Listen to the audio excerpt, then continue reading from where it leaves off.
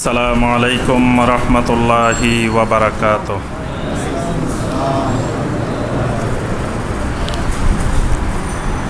আউযু বিল্লাহি মিনাশ শাইতানির রাজীম। বিসমিল্লাহির রহমানির রহিম।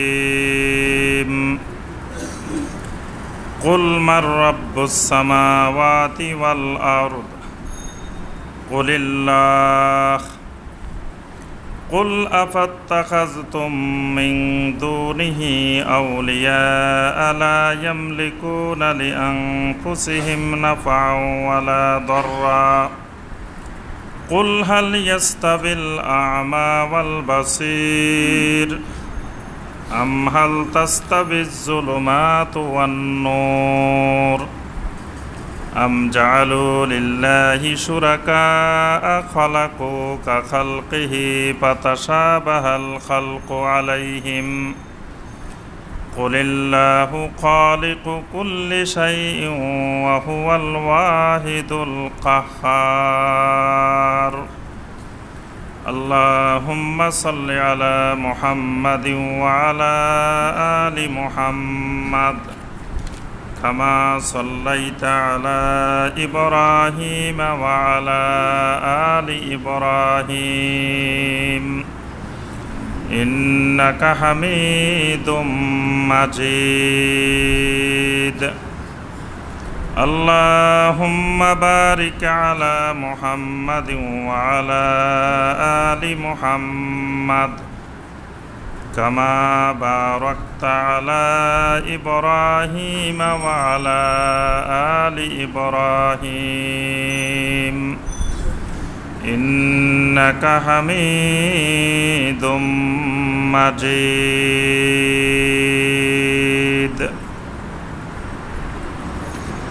সম্মানিত উলামায়ে কেরাম, দূরের এবং কাছের সম্মানিত ভাই ও বোনেরা, আল্লাহ রাব্বুল আলামিনের দরবারে লাখো কোটি শুকরিয়া যে আল্লাহ রাব্বুল আলামিন আমাদেরকে দীর্ঘ এক সপ্তাহ পরে শুক্রবার সলাতুল মাগরিবের পর নদ্দা সরকার বাড়ি জামে মসজিদে বসে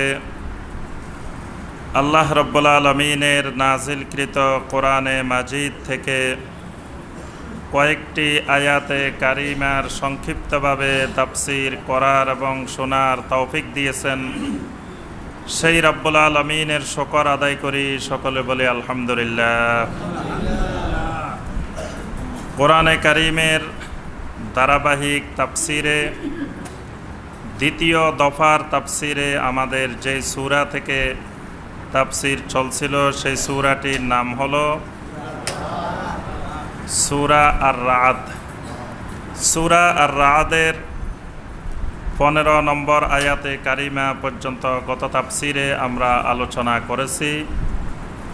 আজকের তাফসীরে ইনশাআল্লাহ সূরা আর-রা'দের 16 নম্বর আয়াতে কারিমা থেকে তাফসীর হবে ইনশাআল্লাহ।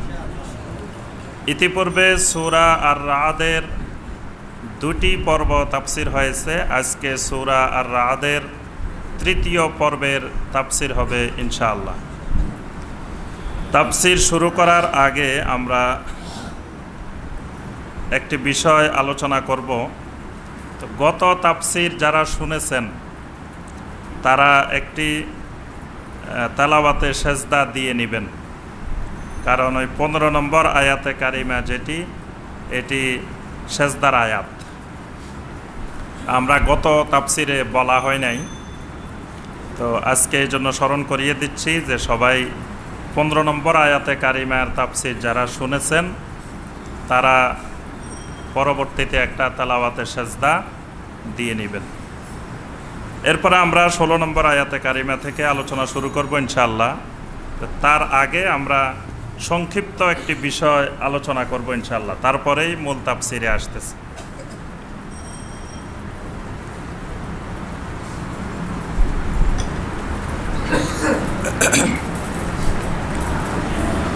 একজন বিশ্ববিখ্যাত আলেমে দ্বীন ছিলেন, তার নাম ছিল শায়েখ আব্দুল কাদের জিলানী রহমতুল্লাহি আলাইহি। নাম শুনেছেন? নাম কি? শায়েখ আব্দুল কাদের জিলানী রহমতুল্লাহ আলাইহি। ওনার নামের সাথেই যেটি উপাধি আছে জিলানী, জিলানী বলা হয়। উনি জিলান একটি শহরের নাম, একটি এলাকার নাম। ওই এলাকার অধিবাসী ছিলেন। এই এলাকাটা কোথায়? ইরাকে। হ্যাঁ, ইরাকের একটি এলাকার নাম জিলান। তো বর্তমানে ওনার কবর কোথায়? বাগদাদেই, ইরাকেই ওনার কবর আছে। উনি বিশ্ববিখ্যাত একজন আলেমে দ্বীন ছিলেন। এই ব্যাপারে পৃথিবীর কারো কোনো দ্বিমত, একেবারে সারা বিশ্বব্যাপী, সমগ্র পৃথিবীব্যাপী সকল ওলামাই কেরাম আল্লাহর এই বান্দাকে সবাই সম্মান করেন। শায়েখ আব্দুল কাদের জিলানী রহমতুল্লাহি আলাইহি। তার জন্ম হল 471 হিজরি, তার মৃত্যু হল 561 হিজরি, অর্থাৎ 90 বছর তিনি হায়াত পেয়েছিলেন। 471 হিজরিতে তার জন্ম, 561 হিজরিতে মৃত্যু। তাহলে নবী সাল্লাল্লাহু আলাইহি সাল্লামের কত বছর পরে? ওনার এন্তেকাল 561 হিজরি। নবী সাল্লাল্লাহু আলাইহি সাল্লাম এন্তেকাল করেছেন কত হিজরিতে? 11 হিজরিতে। তো 561 থেকে 11 বাদ দেন, অঙ্কই ভুলে গেছে। 550 হিজরি, 550 বছর, অর্থাৎ নবী সাল্লাল্লাহু আলাইহি সাল্লামের 550 বছর পরে তিনি এন্তেকাল করেছেন।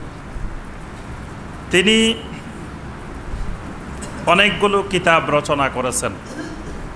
ওই যুগের, ওই সময়কার তিনি পৃথিবীর শীর্ষ আলেমদের একজন ছিলেন, পৃথিবীব্যাপী শ্রেষ্ঠ আলেমদের একজন ছিলেন এই শায়েখ আব্দুল কাদের জিলানী রহমতুল্লাহ। তার এক এক হালাকায়, এক এক মজলিসে হাজার হাজার মানুষ উপস্থিত হইতেন। বাগদাদে তার এক একটা আলোচনা শোনার জন্য, দার্স শোনার জন্য বিশ্ব থেকে, সারা বিশ্বব্যাপী মুসলিমেরা বাগদাদে গিয়ে হাজির হইতেন শুধু শায়েখ আব্দুল কাদের জিলানী রহমতুল্লাহ আলাইহির লেকচার শোনার জন্য। সুবহানাল্লাহ, কত বড় আলেম ছিলেন। পৃথিবীতে যত শিরকের উৎপত্তি হয়, শিরিক উৎপত্তি হওয়ার অনেকগুলো কারণ আছে। তন্মধ্যে একটি গুরুত্বপূর্ণ কারণ হলো অতিভক্তি। অতিভক্তি শিরকের একটি অন্যতম কারণ। মানে অতিমাত্রায় আপনি সম্মান প্রদর্শন করতে গিয়ে, অতিমাত্রায় ভক্তি করতে গিয়ে শেষ পর্যন্ত এটার চূড়ান্ত পরিণতি হয়ে যায় শিরক। এই জন্য কাউকেই অতিমাত্রায় ভক্তি করা যাবে না। মানে ভক্তির সম্মানের মর্যাদার একটা সীমা আছে, সীমার বাহিরে অতিরিক্ত এই ভক্তি করতে গিয়ে, সম্মান করতে গিয়ে মানুষ শিরক করে ফেলে। তো এত বড় আলেমে দ্বীন আব্দুল কাদের জিলানী রহমতুল্লাহ আলাইহি, তাকে অতিভক্তি করতে গিয়ে অসংখ্য মানুষ শিরকের কবলেও পড়ে গিয়েছে। তার নামে অসংখ্য মিথ্যা কথা প্রচলিত আছে। একটি মিথ্যা কথা হলো তার নাম দেওয়া হয়েছে গাউসুল আজম। তার একটা উপাধি দেওয়া হয়েছে গাউসুল আজম। খালি গাউস না, গাউসুল আজম, মানে তার থেকে বড় গাউস পৃথিবীতে আর নাই। গাউস মানে কি? যে গাউস মানে সাহায্যকারী, পরিত্রাণকারী, যিনি সহযোগিতা করেন। যে কেউ যে কোনো মুহূর্তে বিপদে পড়লে যিনি আগাই আসেন, যিনি তাকে উদ্ধার করেন, তার নাম হইল গাউস। আল্লাহ সুবহানাহু ওয়া তাআলার একটা নাম হইল ইয়া গিয়াসাল মুস্তাগসিন। আমাদের দেশে খতম পড়ে, অনেকগুলা খতম আছে না? তার মধ্যে একটা খতমের নাম আছে খতমে খাজেগান। খতমে খাজেগান আছে একটা, আছে না? এই খতমে খাজেগানের মধ্যে এই দোয়াটা বেশি বেশি পড়তে হয়, ইয়া গিয়াসাল মুস্তাগসিন। যে দুনিয়ার যত মুস্তাগসিন আছে, যত সাহায্য প্রার্থনাকারী আছে, সবার যিনি সাহায্য করেন আল্লাহকে বোঝানো হচ্ছে, আল্লাহকে ডাকা হচ্ছে ইয়া গিয়াসাল মুস্তাগসিন। তাহলে আল্লাহ রাব্বুল আলামিন হইলেন গাউসুল আজম, মহান গাউস, মহান পরিত্রাণকারী, মহান সাহায্যকারী। মহান সাহায্যকারী কে? আল্লাহ রাব্বুল আলামিন। গাউসুল আজম হলেন একমাত্র আল্লাহ রাব্বুল আলামিন। কিন্তু দেখা গেছে অনেক মানুষ আব্দুল কাদের জিলানী রহমতুল্লাহ আলাইকে গাউসুল আজম বানিয়ে ফেলছে, শিরকের কবলে পড়ে গিয়েছেন। এবং বিপদ আপদে পড়লে অনেকেই ইয়া গাউসুল আজম বলি সম্বোধন করে, আল্লাহকে না ডেকে আব্দুল কাদের জিলানী রহমতুল্লাহ আলাইকে ডাকে। এটা শিরক হবে না? বিপদে পড়লে কাকে ডাকতে হবে? ইয়্যাকা না'বুদু ওয়া ইয়্যাকা নাস্তাঈন। এই আয়াত জানে না এরকম মুসলমান তো পৃথিবীতে নাই। সব মুসলমান এই তাওহীদি আয়াত জানে যে ইয়্যাকা না'বুদু ওয়া ইয়্যাকা নাস্তাঈন, ইবাদত একমাত্র আল্লাহর, বিপদ আপদ মুসিবতে যা দরকার সাহায্য চাইতে হবে একমাত্র আল্লাহর কাছে। তাহলে আল্লাহর কাছে না আছে যদি আব্দুল কাদের জিলানী রহমতুল্লাহ আলাইহির কাছে চায়, এটা শিরক না? এটা তো মুফতি লাগে না, এটা আপনারাও ফতোয়া দিতে পারেন, সবাই দিতে পারে। কারণ ইয়্যাকা নাস্তাঈন শুধু আল্লাহর কাছে চাইতে হবে সাহায্য। তা আল্লাহর কাছে না আছে যদি আল্লাহর কোনো বান্দার কাছে চায়, এটা সুস্পষ্ট শিরক। এরপরে ওনার নামে আরও কতগুলো মিথ্যা কথা সমাজে প্রচলিত। একটি হলো ওনার নাম নিলে লোম কয়টা জ্বরে যায়? দুইটা, আরেকটার অর্ধেক। অর্থাৎ একবার নেবেন দুইটা, আরেকটার অর্ধেক, আরেকবার নেবেন ওই বাকি অর্ধেক, আর এর সাথে আর দুইটা। এইভাবে যতবার নেবেন ততবার আড়াইটা করে জড়তে থাকবে। যে নবী সাল্লাল্লাহু আলাইহি সাল্লামের নাম নিলে কয়টা জ্বরে? সাহাবায়ে কেরামের নাম নিলে, তাবেঈনে কেরামের নাম নিলে, তাবেঈনে কেরামের নাম নিলে, সালফে সালেহিনদের নাম নিলে, ইমাম আবু হানিফা রহমতুল্লাহ আলাইহির নাম নিলে, ইমাম আবু ইউসুফ রহমতুল্লাহ আলাইহির নাম নিলে, পৃথিবীর একদিন আমি এই কথা বলার কারণে আমাদের এক ভাই রাগ করে তাফসির থেকে চলে গেছে, আর তাফসিরে শুনবে না। সেটা হইল যে আমি বলছিলাম ওই কথাটা যে কোটি কোটি আব্দুল কাদের জিলানী রহমতুল্লাহ আলাইকে একত্রিত করলে, এক পাল্লায় রাখলে, আরেক পাল্লায় যদি আবু বকর সিদ্দিক রাদিয়াল্লাহু তাআলা আনহুকে রাখা হয়, বা একেবারে নিম্ন পর্যায়ের সবার চেয়ে কম মর্যাদা সম্পন্ন সাহাবীকে রাখা হয়, তো কোন দিকের পাল্লা ভারী হবে? ওই সাহাবীর পায়ের ধুলা পরিমাণও তো হবে না। সারা পৃথিবীর কোটি কোটি যদি আব্দুল কাদের জিলানী রহমতুল্লাহ আলাইকে একত্রিত করা হয়। আব্দুল কাদের জিলানী রহমতুল্লাহ আলাইহি অনেক বড় আলেম, অনেক বড় জাহেদ, অনেক বড় মুফাসসির, সব ঠিক আছে, কিন্তু যত বড়ই হন কোটি কোটি এরকম আব্দুল কাদের জিলানী রহমতুল্লাহ আলাইহি একত্রিত করলেও তো একজন সাহাবী সমান হবে না। কি হবে? তাহলে আপনার সাহাবায়ে কেরামের নাম নিলে একটা লোম জ্বরে না, অর্ধেকও জ্বরে না, 4 ভাগের 1 ভাগও জ্বরে না, তো উনার নাম নিলে জ্বরবে কেন? এটা যে মিথ্যা কথা, এটার জন্য কোনো দলিল প্রমাণ লাগে? এটা তো এমনি বোঝা যায়। এরপরে আব্দুল কাদের জিলানী রহমতুল্লাহ আলাইহির নামে আরেকটা মিথ্যা কথা হলো, মায়ের পেট থেকে উনি 18 পারা মুখস্থ করে চলে আসছেন। নবী সাল্লাল্লাহু আলাইহি সাল্লামের উপরে কোরআনে কারীম নাজিল হয়েছে, নবী সাল্লাল্লাহু আলাইহি সাল্লাম কয়টা সূরা মুখস্থ করে আসছেন? আচ্ছা, বুঝলাম যে নবী সাল্লাল্লাহু আলাইহি সাল্লামের আম্মা হয়তো কোরআন তেলাওয়াত করেন নাই, এই জন্য নবী সাল্লাল্লাহু আলাইহি সাল্লাম মুখস্থ করতে পারেন নাই। নবী সাল্লাল্লাহু আলাইহি সাল্লামের যুগে অনেক সাহাবী জন্মগ্রহণ করছেন। আব্দুল্লাহ ইবনে জুবাইর রাদিয়াল্লাহু তাআলা আনহু মদিনার প্রথম শিশু, এরকম আরও অনেক শিশু, শত শত শিশু জন্মগ্রহণ করছেন। তাদের মায়েরা রাত দিন কোরআন তেলাওয়াত করছেন। তখন পৃথিবীতে কোরআনের বৃষ্টি নাজিল হচ্ছিল, প্রতিদিন প্রতিনিয়ত আল্লাহর পক্ষ থেকে কোরআনে কারীম নাজিল হচ্ছিল। এই যে সময় বৃষ্টি নাজিল হচ্ছে, বর্ষাকাল, কোরআনের বর্ষাকাল, বৃষ্টি নাজিল হচ্ছে, কোরআন নাজিল হচ্ছে, শুধু সেই সময় একটা শিশু একটা আয়াত, একটা সূরা মুখস্থ করে আসলো না। 550 বছর পরে এই আব্দুল কাদের জিলানী রহমতুল্লাহ আলাইহি উনি একেবারে 18 পারা মুখস্থ করে চলে আসছে। আচ্ছা ঠিক আছে, ধরে নিলাম উনি ওনার কোনো বইতে বলছেন কিনা যে আমি আমার মায়ের পেট থেকে 18 পারা মুখস্থ করছি, উনি বলে নাই, কিন্তু আমরা জানি যে উনি 18 পারা মুখস্থ করে ফেলছেন। আল্লাহ পাক কোরআনে কারিমে বলছেন যে তোমরা যখন তোমাদের মায়ের পেট থেকে বের হয়ে আসো লা ইয়ালামুনা শাইআ, তখন তোমরা কিছুই জানো না। এটা পৃথিবীর সকল শিশু যখন মায়ের পেট থেকে আসে তখন কিছুই জানে না। তো এইরকম আরও অনেকগুলো মিথ্যা কথা, যে নবী সাল্লাল্লাহু আলাইহি ওয়াসাল্লাম মেরাজের রাত্রে আব্দুল কাদের জিলানী রহমতুল্লাহের পায়ের উপরে, কাঁধের উপরে পা দিয়ে আরশে আজিমে উঠছেন। নাউজুবিল্লাহ, কত বড়টা মিথ্যা কথা। এরকম অসংখ্য মিথ্যা কথা ওনার নামে। আর ওনাকে কবর দেওয়ার পরে উনি এয়ারে দড়ি ফেলছে মনকার নকরীকে। এই গল্প শুনেন নাই? ওনারে দাফন করার পরে মনকার নকরী যখন আসছে তখন মনকার নকরীরে উনি বন্দি করে রাখছিল। একজনকে বেঁধে রাখছে, আরেকজনকে আল্লাহর কাছে পাঠাইছে। বলছে যে পরে ওয়াদা করছে তারা জীবনে আর কোনোদিন বাগদাদের কবরস্থানে তারা জীবনে আসবে না।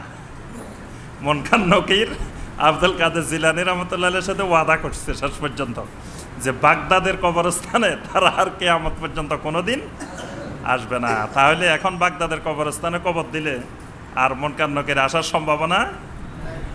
দেখেন মদিনার বাকি কবরস্থান যেখানে জান্নাতি মানুষগুলো শুয়ে আছে, সুবহানাল্লাহ, তারপরে মুআল্লা কবরস্থান, সেখানে মনকার নকির আসে, আর বাগদাদের কবরস্থানে। তাহলে তো ওই যে বাগদাদের যত খারাপ মানুষ আছে তাদের কাছেও আর মনকার নকির আসার সম্ভাবনা নাই। আচ্ছা, যাই হোক, আমরা মূল বক্তব্য যেটি বলতে চাচ্ছিলাম সেটি হলো আব্দুল কাদের জিলানী রহমতুল্লাহের নামে একটা তরিকাও আছে। ওই তরিকার নাম কি? কাদেরিয়া তরিকা। আমাদের বাংলাদেশে কয়টা তরিকা আছে বলেন দেখি? 126। বাংলাদেশের তরিকার সংখ্যা হইল 126। তন্মধ্যে একেবারে শর্টকাট, একেবারে যেটা আল্লাহকে পাওয়ার সবচেয়ে সহজ তরিকা, সেটার নাম কি? চিশতিয়া সাবেরিয়া। সেটা হলো একেবারে শর্টকাট তরিকা, আল্লাহকে পাওয়ার সবচেয়ে সহজ তরিকা যেটা, এটার নাম চিশতিয়া সাবেরিয়া। দেখেন মাশাআল্লাহ, আল্লাহ যে উপরে থাকে, আল্লাহ যে আরশে আজিমে থাকে, এটার আরও একটা সুস্পষ্ট দলিল চিশতিয়া সাবেরিয়া তরিকার মধ্যে পাবেন। চিশতিয়া সাবেরিয়া তরিকার ভাইয়েরা যখন জিকির করে, জিকির করতে করতে বাসবে উপরের দিকে উঠে। উপরের দিকে উঠে না? তাহলে আল্লাহ কোন দিকে থাকে? আল্লাহকে পাওয়ার জন্য উপরের দিকে উঠে যায়, উঠে না? দেখবেন যে চিশতিয়া সাবেরিয়া তরিকার ভাইয়েরা জিকির করতে করতে বাস ধরে উপরের দিকে উঠে যাচ্ছে। অর্থাৎ আল্লাহ উপরে আছেন, এজন্য আল্লাহর জিকির করতে করতে উপরের দিকে উনি চেষ্টা করতেছেন যে প্রথম আসমান পর্যন্ত উঠা যায় কিনা, কিন্তু ওই বাস তো প্রথম আসমান পর্যন্ত নাই। বাস যত দূর আছে ওনার দৌড় হইল তত দূর, বাস পর্যন্ত যাইতে পারছে, বাসের উপরে আর যাইতে পারে নাই। এটা হলো চিশতিয়া সাবেরিয়া তরিকা। নবী সাল্লাল্লাহু আলাইহি সাল্লামের সময় চিশতিয়া সাবেরিয়া ছিল। সাহাবায়ে কেরাম কোন তরিকার মশকে করতেন, কোন তরিকার বায়াত হইতেন? জি, তরিকায় মুহাম্মদুর রাসূলুল্লাহ সাল্লাল্লাহু আলাইহি সাল্লাম। এই জন্য দেখেন, তরিকায় মুহাম্মদুর রাসূলুল্লাহ সাল্লাল্লাহু আলাইহি সাল্লামের জিকির করতে গিয়ে সাহাবায়ে কেরাম কোনোদিন খেজুর গাছে উঠে গেছে? এরকম দলিল প্রমাণ কোনোদিন শুনছেন?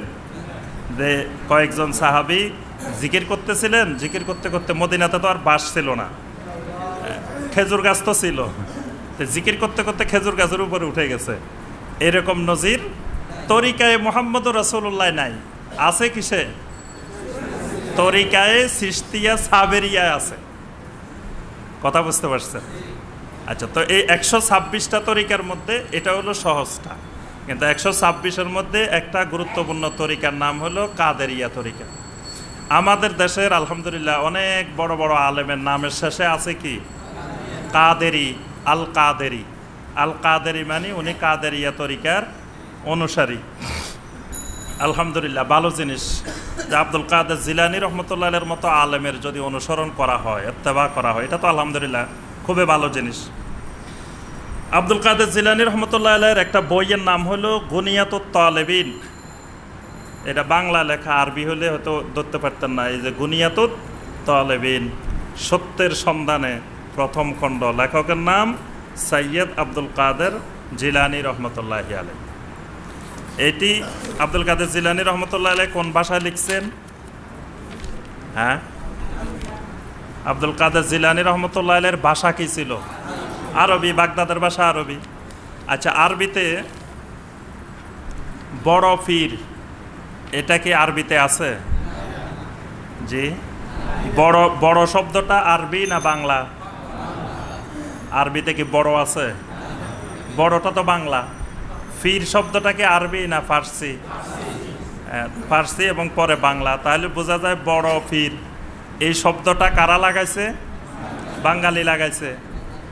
আরবেরা লাগাইলে তো আরবি শব্দ দিয়ে লাগাইতো। আর শাইখুল কাবির, তারা বলতেন যে আর শাইখুল কাবির, কাবির মানে বড়, এইভাবে বলতো, কিন্তু বাঙালিরাই লাগাইছে। তো এই বইটি অনুবাদ করছেন ডক্টর আবদুল্লাহ আল মারুফ। এটি প্রকাশ করেছেন ইসলামিক ফাউন্ডেশন থেকে।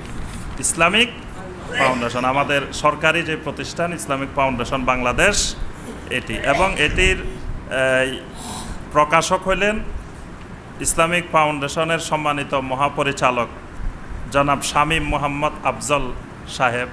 বর্তমান যিনি মহাপরিচালক আছেন উনি এটার প্রকাশক। এটা প্রকাশ করেছেন, এটা দ্বিতীয় মুদ্রণ জানুয়ারি 2016। এখানে অনেকগুলো জিনিস আলহামদুলিল্লাহ আব্দুল কাদের জিলানী রহমতুল্লাহ আলাইহি আমাদের জন্য লিখে গেছেন। এবং বইটার নাম দিয়েছেন গুনিয়াতুত তালেবিন, মানে তালেবিনদের জন্য, যারা সত্য অনুসন্ধান করে, যারা হক মেনে চলতে চায়, তাদের জন্য এটা একটা বড় সম্পদ। গুনিয়া মানে এটার মধ্যে অনেক ধনাঢ্য ভাণ্ডার আছে, তথ্য ভাণ্ডার আছে, দিন সম্পর্কে জানার গুরুত্বপূর্ণ বিষয় আছে। তিনি সলাতের পদ্ধতি লিখছেন, নামাজের পদ্ধতি, যে আমরা কিভাবে নামাজ পড়ব, রাসূলুল্লাহ সাল্লাল্লাহু আলাইহি ওয়াসাল্লামের সলাত কেমন ছিল, আব্দুল কাদের জিলানী রহমতুল্লাহ আলাইহি আমাদেরকে লিখে দিয়ে গেলেন, শিখাই দিয়ে গেছেন। তাহলে আব্দুল কাদের জিলানী রহমতুল্লাহ আলাইহি এত বড় আলেম, উনি বিশ্ববিখ্যাত আলেম, তাহলে উনার নামাজের যে পদ্ধতি এটা সহি না ভুল? উনার নামাজের পদ্ধতিকে ভুল বলবেন?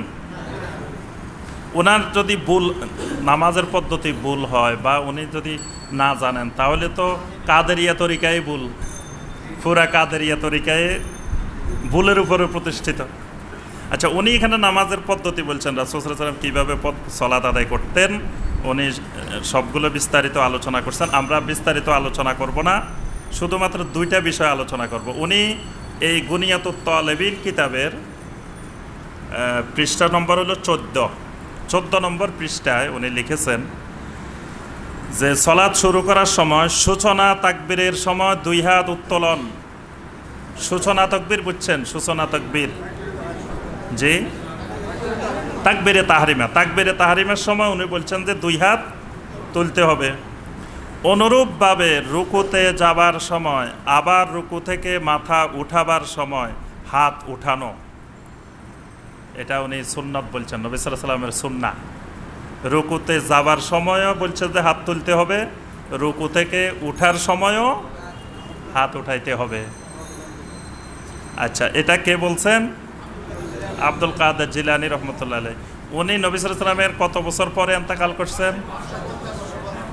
তাহলে 550 বছর পরে যে আলেমে দিন ইন্তেকাল করলেন, তিনিও জানতেন না যে রাফুল ইয়াদাইন মানসুখ হয়ে গেছে। মানে বর্তমানে আমরা অনেকের কাছে শুনি যে রাফুল ইয়াদাইন নবী সাল্লাল্লাহু আলাইহি ওয়াসাল্লাম প্রথম দিকে করতেন, শেষ দিকে আর করেন না, এটা মানসুখ হয়ে গেছে। তো এটা যদি মানসুখ হইতো, তা আব্দুল কাদের জিলানী রহমতুল্লাহ আলাইহি লিখে গেলেন যে 550 বছর পরে যে তোমরা রুকুতে যাওয়ার সময়ও রাফুল ইয়াদাইন করবা, উঠার সময়ও রাফুল ইয়াদাইন করবা। তাহলে বোঝা গেল ফুতুল কি আব্দুল কাদের জিলানির সময়ও ছিল মনে হয়।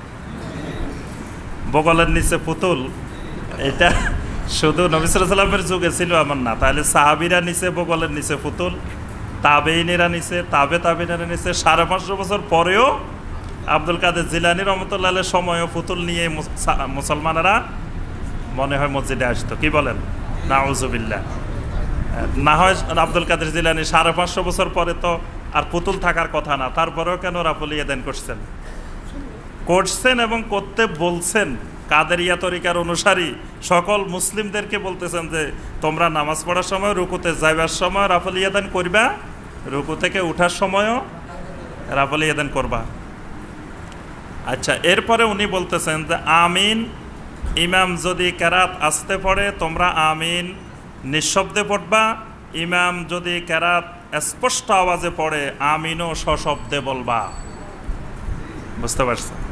আব্দুল কাদের জিলানী রহমতুল্লাহ আলাইহি বলতেছেন যে ইমাম যদি কেরাত আসতে পড়ে তো তোমরা আমিনও আস্তে আস্তে বলিও, আর যদি ইমাম কেরাত জোরে পড়ে তোমরা আমিনটা সশব্দে বলিও। আচ্ছা, তাহলে আব্দুল কাদের জিলানী রহমতুল্লাহ আলাইহি দেখেন কত বড় ফিতনাবাজ, নাউজুবিল্লাহ।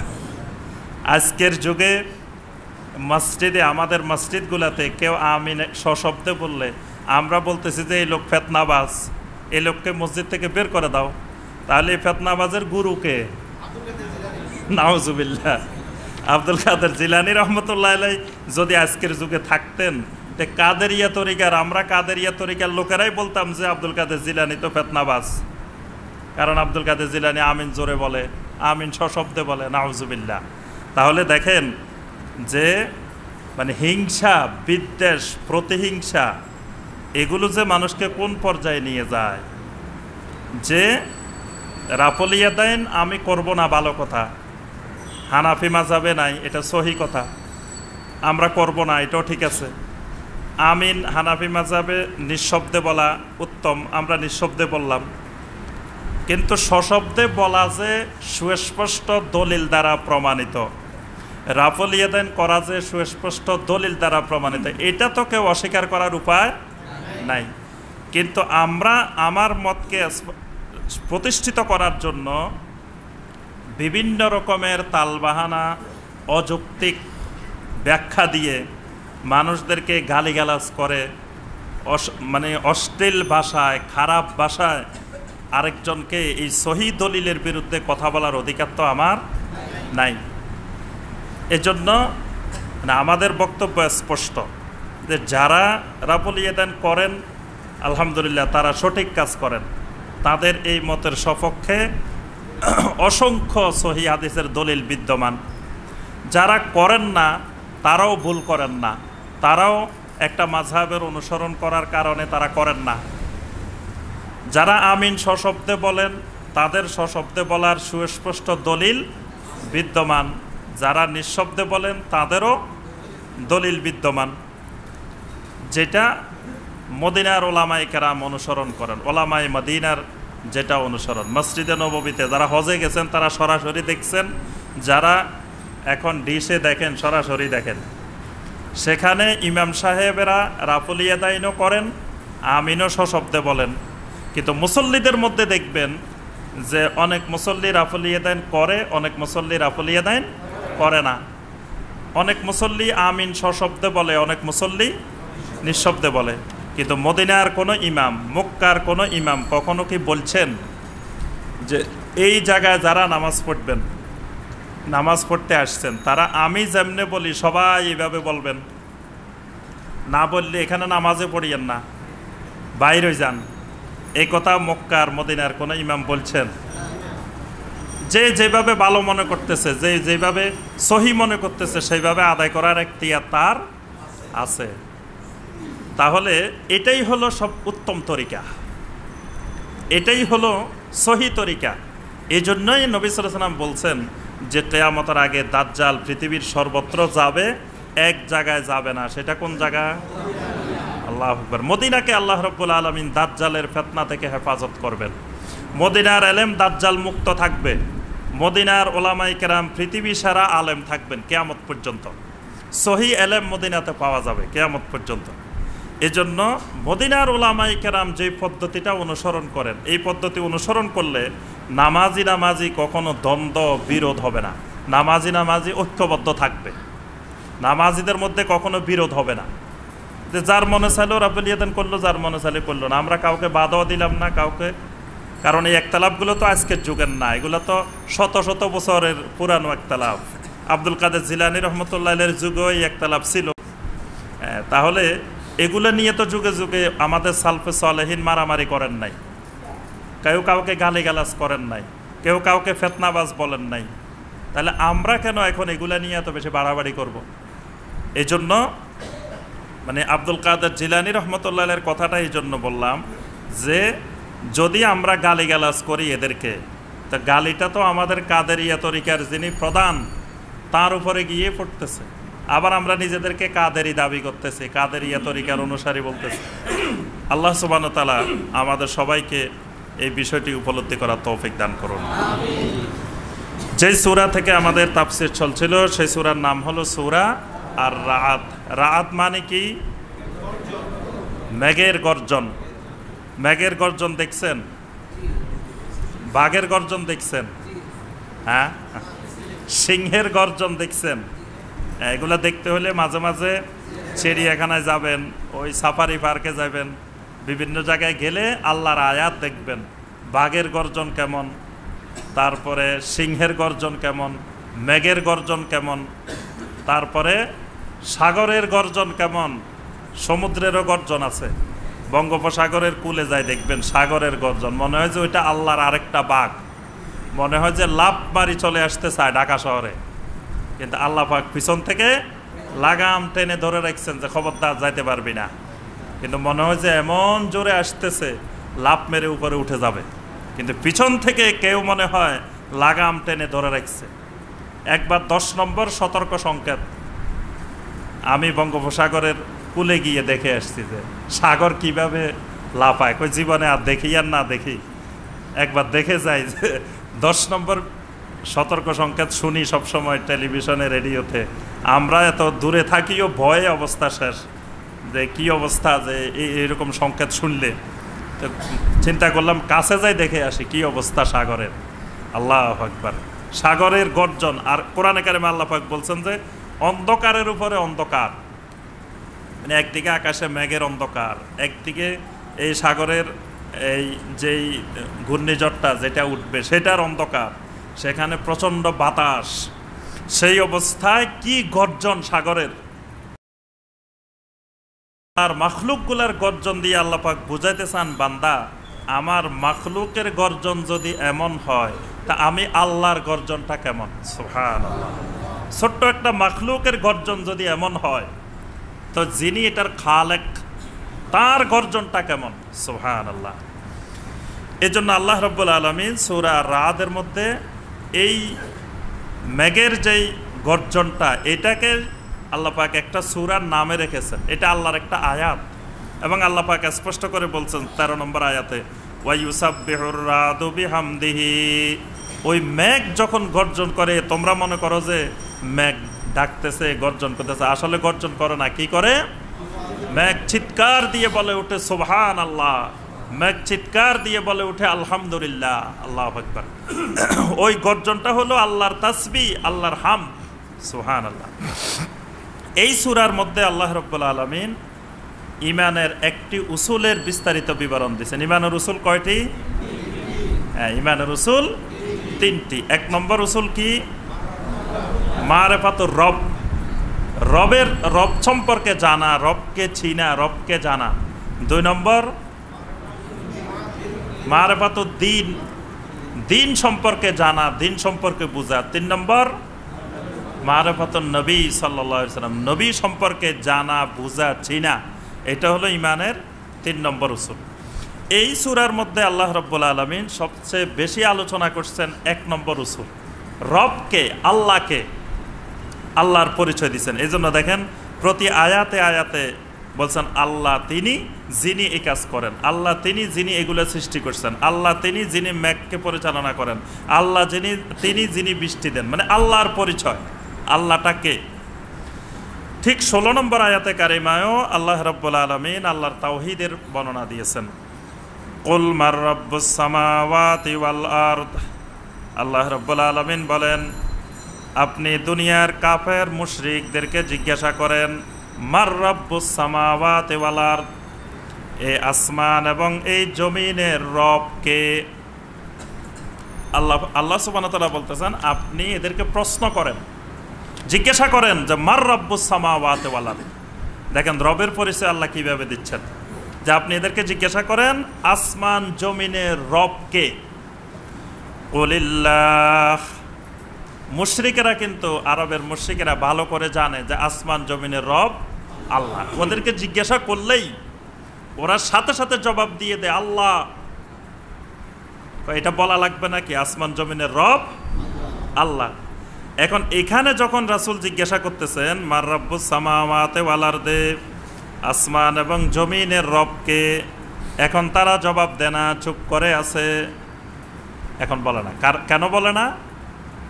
না বলার কারণ কি? তারা জানে যে রব আল্লাহ, কিন্তু রাসূল যখন জিজ্ঞাসা করছেন এখন চুপ করে আছে, এখন বলে না। না বলার কারণ হলো রাসূল তখন বলবেন তাদেরকে, ওইটার উত্তরেই বলবেন যে যিনি তোমার রব, ইবাদত সব কিছুর মালিক তিনিই সব। রব যদি আল্লাহ হয় তুমি ইবাদত করবা কার? তো রব একজন, ইবাদত আরেকজনের কেন? এই জন্য জানিয়ে চুপ করে আছে, বলে না। তা আল্লাহ পাক বলতেছেন রাসূল আপনি বলেন কুলিল্লাহ, আসমান জমিনের রব যিনি, তিনি হলেন আল্লাহ। সুবহানাল্লাহ, তিনি হলেন আল্লাহ। কুল আফাত্তাখাযতুম মিন দুনিহি আউলিয়া লা ইয়ামলিকুনা লিআনফুসিহিম নাফআও ওয়ালা দাররা।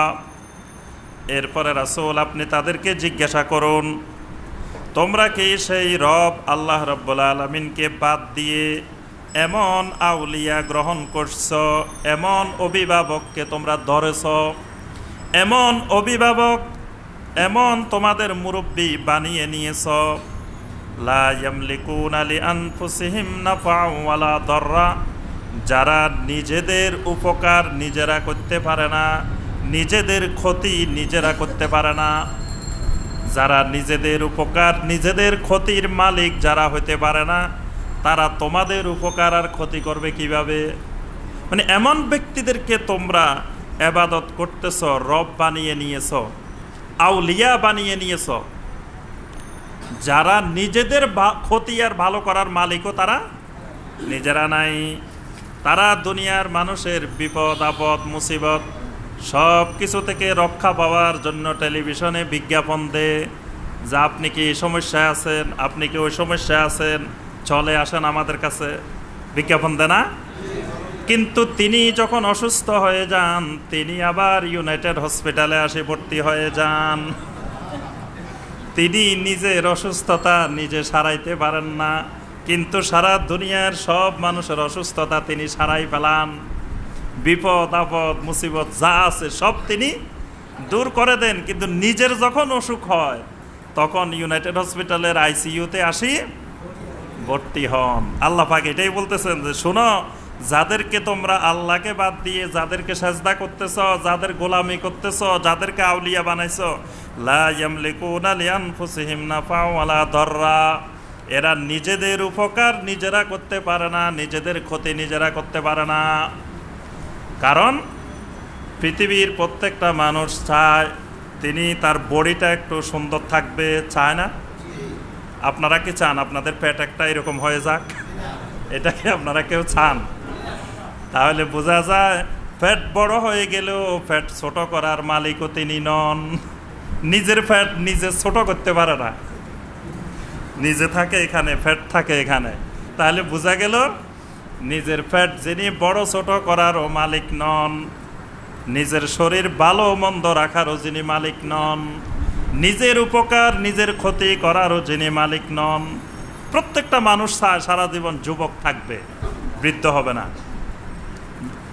যদি বলা হয়তো কোটি কোটি টাকা দেওয়া হবে বা কোটি কোটি টাকার বিনিময়ে যে যুবক যৌবন ধরে রাখবে, বৃদ্ধ হবে না, তো পৃথিবীতে অনেক মানুষ পাওয়া যেত যারা কোটি কোটি টাকা দিয়েও যৌবনকে ধরে রাখত, কিন্তু নিজের অজান্তে নিজে বৃদ্ধ হয়ে যাচ্ছে, নিজে তার যৌবনকে ধরে রাখতে পারতেছে না।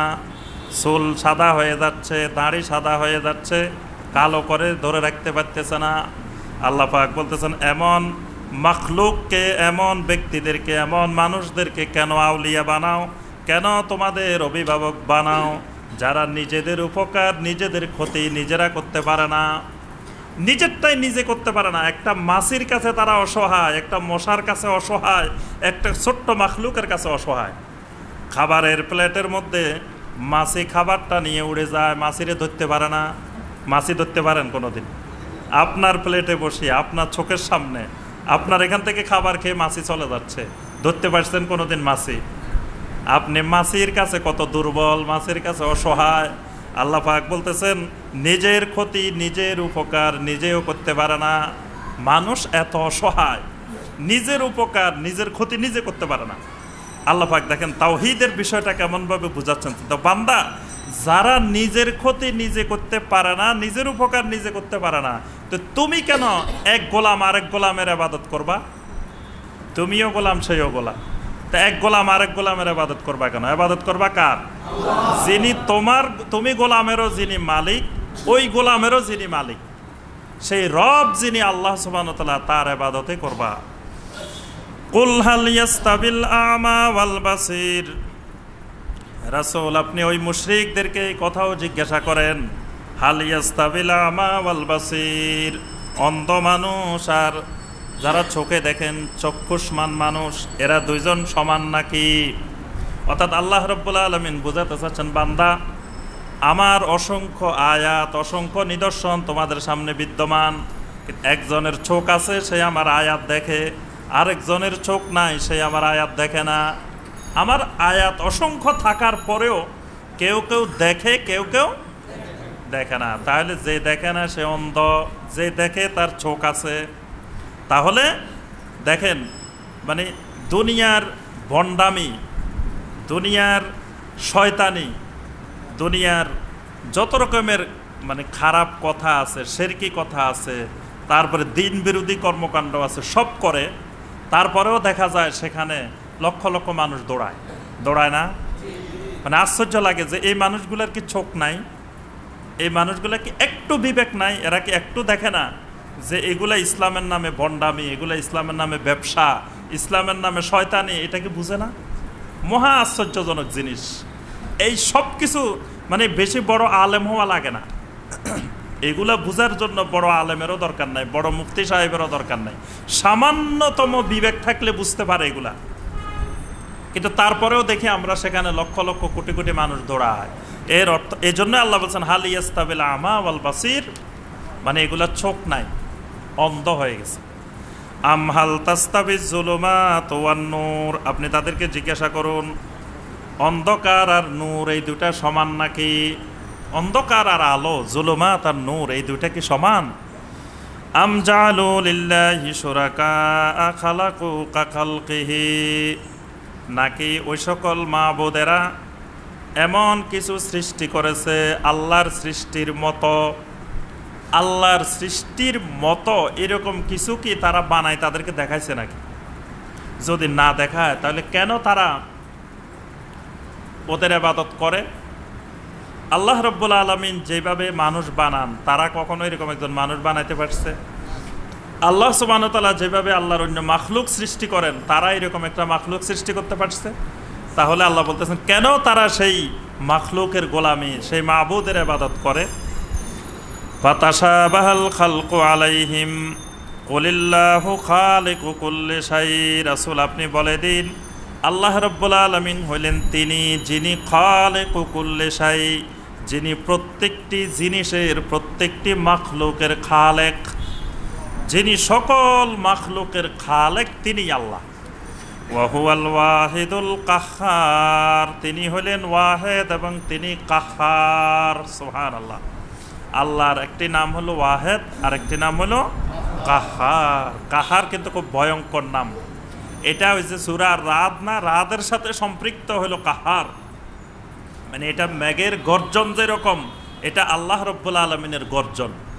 দুনিয়ার জন্য আল্লাহ পাক এই নামটা রাখেন না, দুনিয়ার জন্য আল্লাহ পাক এই নামটা ব্যবহার করেন না। এই নামটা ব্যবহার করবেন আল্লাহ রাব্বুল আলামিন কিয়ামতের ময়দানে।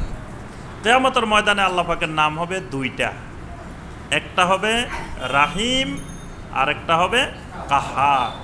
মুমিনদের জন্য আল্লাহ পাক হবেন রাহিম, আর কুফফার মুশরিকিন মুনাফিকিন তাদের জন্য হবেন আল্লাহ পাক কাহ্হার। মানে এত কঠিন রাগান্বিত যেই রাগের মতো রাগ কোনো মাখলুক হইতে পারে না, এটাকে বলা হয় কাহার। আনজালা মিনাস সামাই মাআন, আল্লাহ হলেন তিনি যিনি আসমান থেকে তোমাদের জন্য পানি নাজিল করেন, বৃষ্টি নাজিল করেন।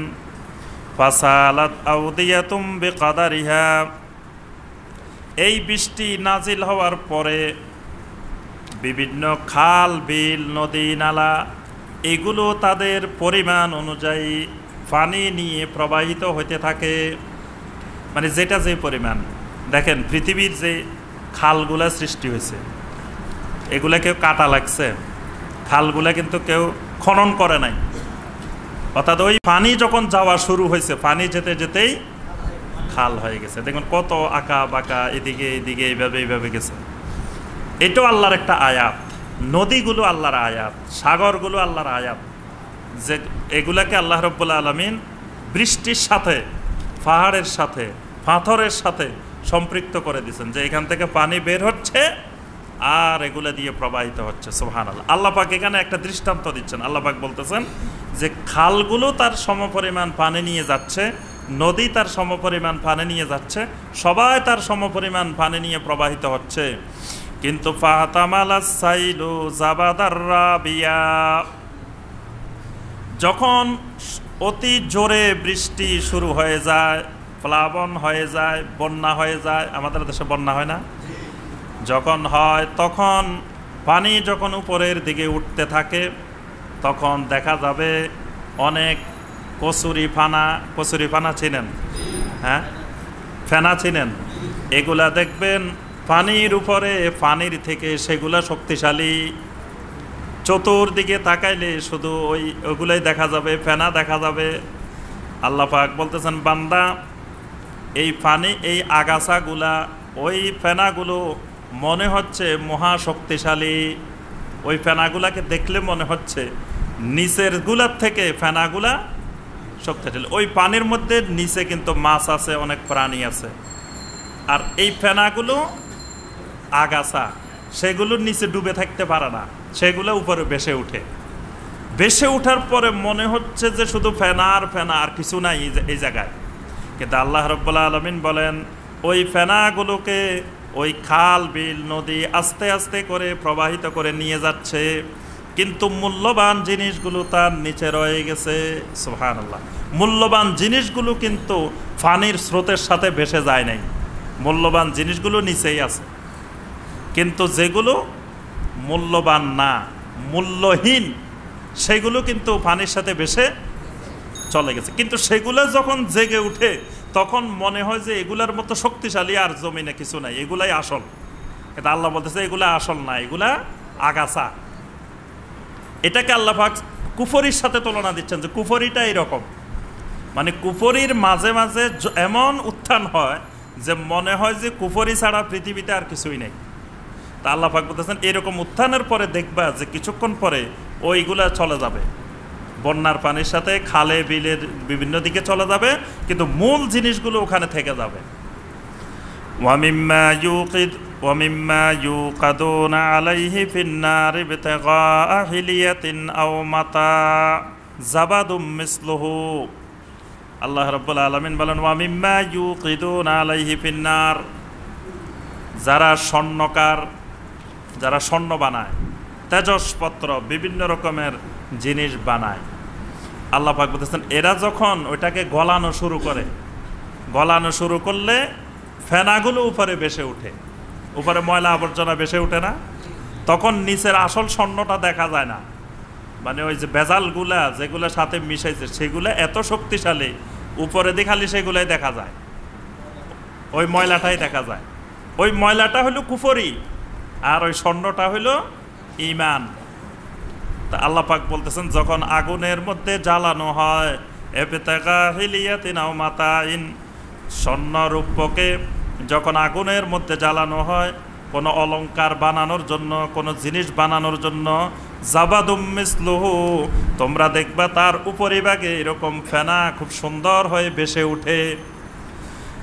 কাযালিকা ইযরিবুল্লাহুল হাক্কা ওয়াল বাতিল, আল্লাহ পাক বলেন এখানে উপরে যেই ফেনাটা ভেসে উঠে, ময়লা আবর্জনাগুলো ভেসে উঠে, এটা হলো বাতিল, আর নিচে যেই জিনিসটা লুকায়িত আছে এটা হলো হক। সুবহানাল্লাহ। নিচের জিনিসটা হক, উপরেরটা হলো বাতিল। বাতিল হইলো এরকম, মানে বাতিল এই ফেনার মতো ভেসে উঠে। বাতিল দেখলে মনে হয় যে বাতিল কত শক্তিশালী, কিন্তু আল্লাহ পাক বলতেছেন এইগুলো কিছুক্ষণ পরে এই সকল ময়লা আবর্জনা চলে যায়, কিন্তু হক টিকে থাকে, হক বিদ্যমান থাকে।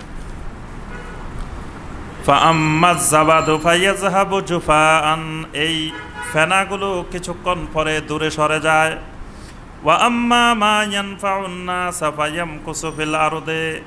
আর যেগুলো মানুষের জন্য উপকারী সেগুলো জমিনে থেকে যায়। কাযালিকা ইয়াদরিবুল্লাহুল আমসাল, এইভাবে আল্লাহ রাব্বুল আলামিন দুনিয়ার মানুষদেরকে দৃষ্টান্ত দিয়ে দিয়ে আল্লাহ পাক বুঝান। সুবহানাল্লাহ। কোরআনকে আল্লাহ পাক এমনভাবে বুঝান আল্লাহর বান্দাদেরকে যে যাতে বান্দা যে সকল দৃষ্টান্ত দিলে সহজে বুঝতে পারে। যেমন এই যে আল্লাহ পাক যে দৃষ্টান্ত দিলেন, এই দৃষ্টান্ত সবার চোখের সামনে। এই যে পাশেই তো স্বর্ণের দোকান আছে, আপনারা তাফসিরের পরে যাই দেখে আসিয়েন, যখন স্বর্ণ গলানো শুরু করবে উপরে দিয়ে কেমন করে ময়লা আবর্জনা ভেসে উঠে। আল্লাহ পাক বলতেছে যেইগুলো দৃষ্টান্ত দিলে বান্দা সাথে সাথেই পাবে হাতের নাগালে।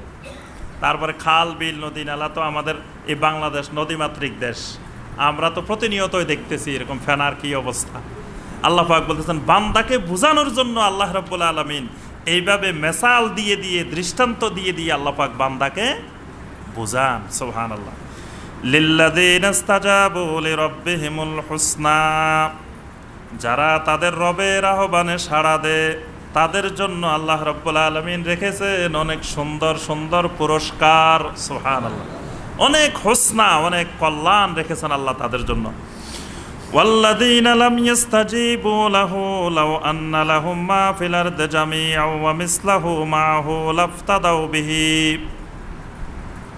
যদি যারা এই রবের দাওয়াত, রবের আহ্বান গ্রহণ করে না, তারা যদি সমগ্র পৃথিবী পরিমাণ এবং পৃথিবীর মতো আরও কয়েক পৃথিবী, লাফতাদাউ বিহি, আল্লাহর আযাব থেকে বাঁচার জন্য যদি ফিদিয়া করে বিনিময় দিতে চায়, উলাইকা লাহুম সুউল হিসাব, কিন্তু তাদের কঠিন হিসাবের থেকে তারা রক্ষা পাবে না।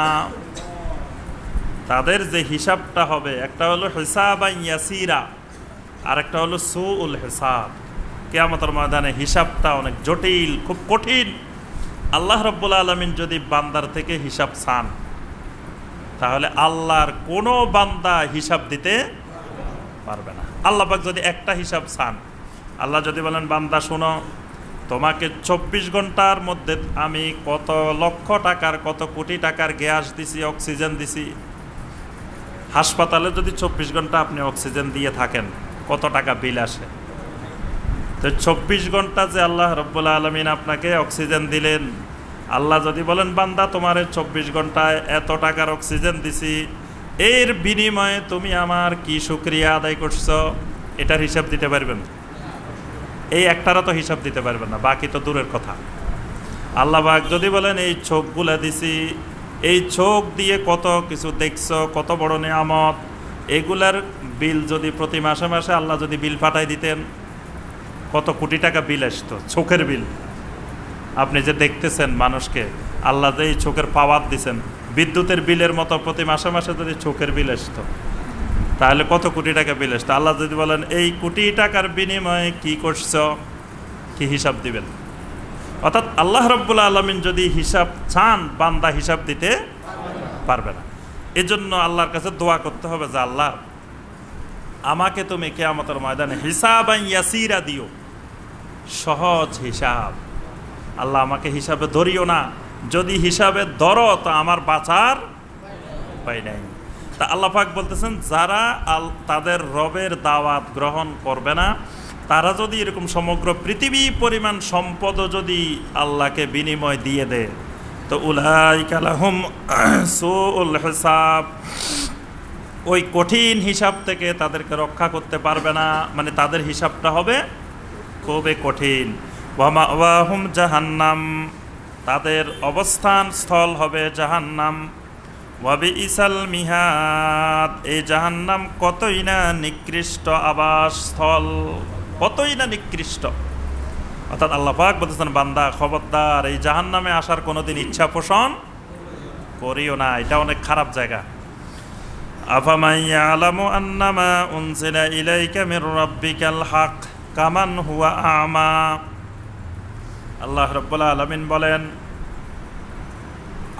আল্লাহ রাব্বুল আলামিনের পক্ষ থেকে তোমাদের প্রতি শুধু হক নাজিল হয়, আপনার প্রতি শুধু হকই নাজিল হয়। অর্থাৎ কোরআনের যা কিছু নাজিল হয় এগুলোকে আল্লাহ বলতেছেন হক, হক নাজিল হয়। এই হক নাজিল হওয়াটা আফামান ইয়ালামু, যারা জানে, যারা বুঝতে পারে, কামান হুয়া আমা, সেই কি একজন অন্ধের মতো নাকি? মানে যেই লোকটা অন্ধ, সেই লোক রাসূলের প্রতি যে হক নাজিল হচ্ছে এটা সে বুঝতে পারে না। এই জন্য আল্লাহ পাক বলতেছেন, এটা যে হক, এটা যারা জানে আর যে লোক অন্ধ, যে জানে না, তারা দুইজন কি সমান? ইন্নামা ইয়াতাযাক্কারু উলুল আলবাব, এই কোরআন থেকে, ওহী থেকে শুধুমাত্র উপদেশ গ্রহণ করে তারাই, যারা উলুল আলবাব, যারা সবচেয়ে বুদ্ধিমান, যারা জ্ঞানী।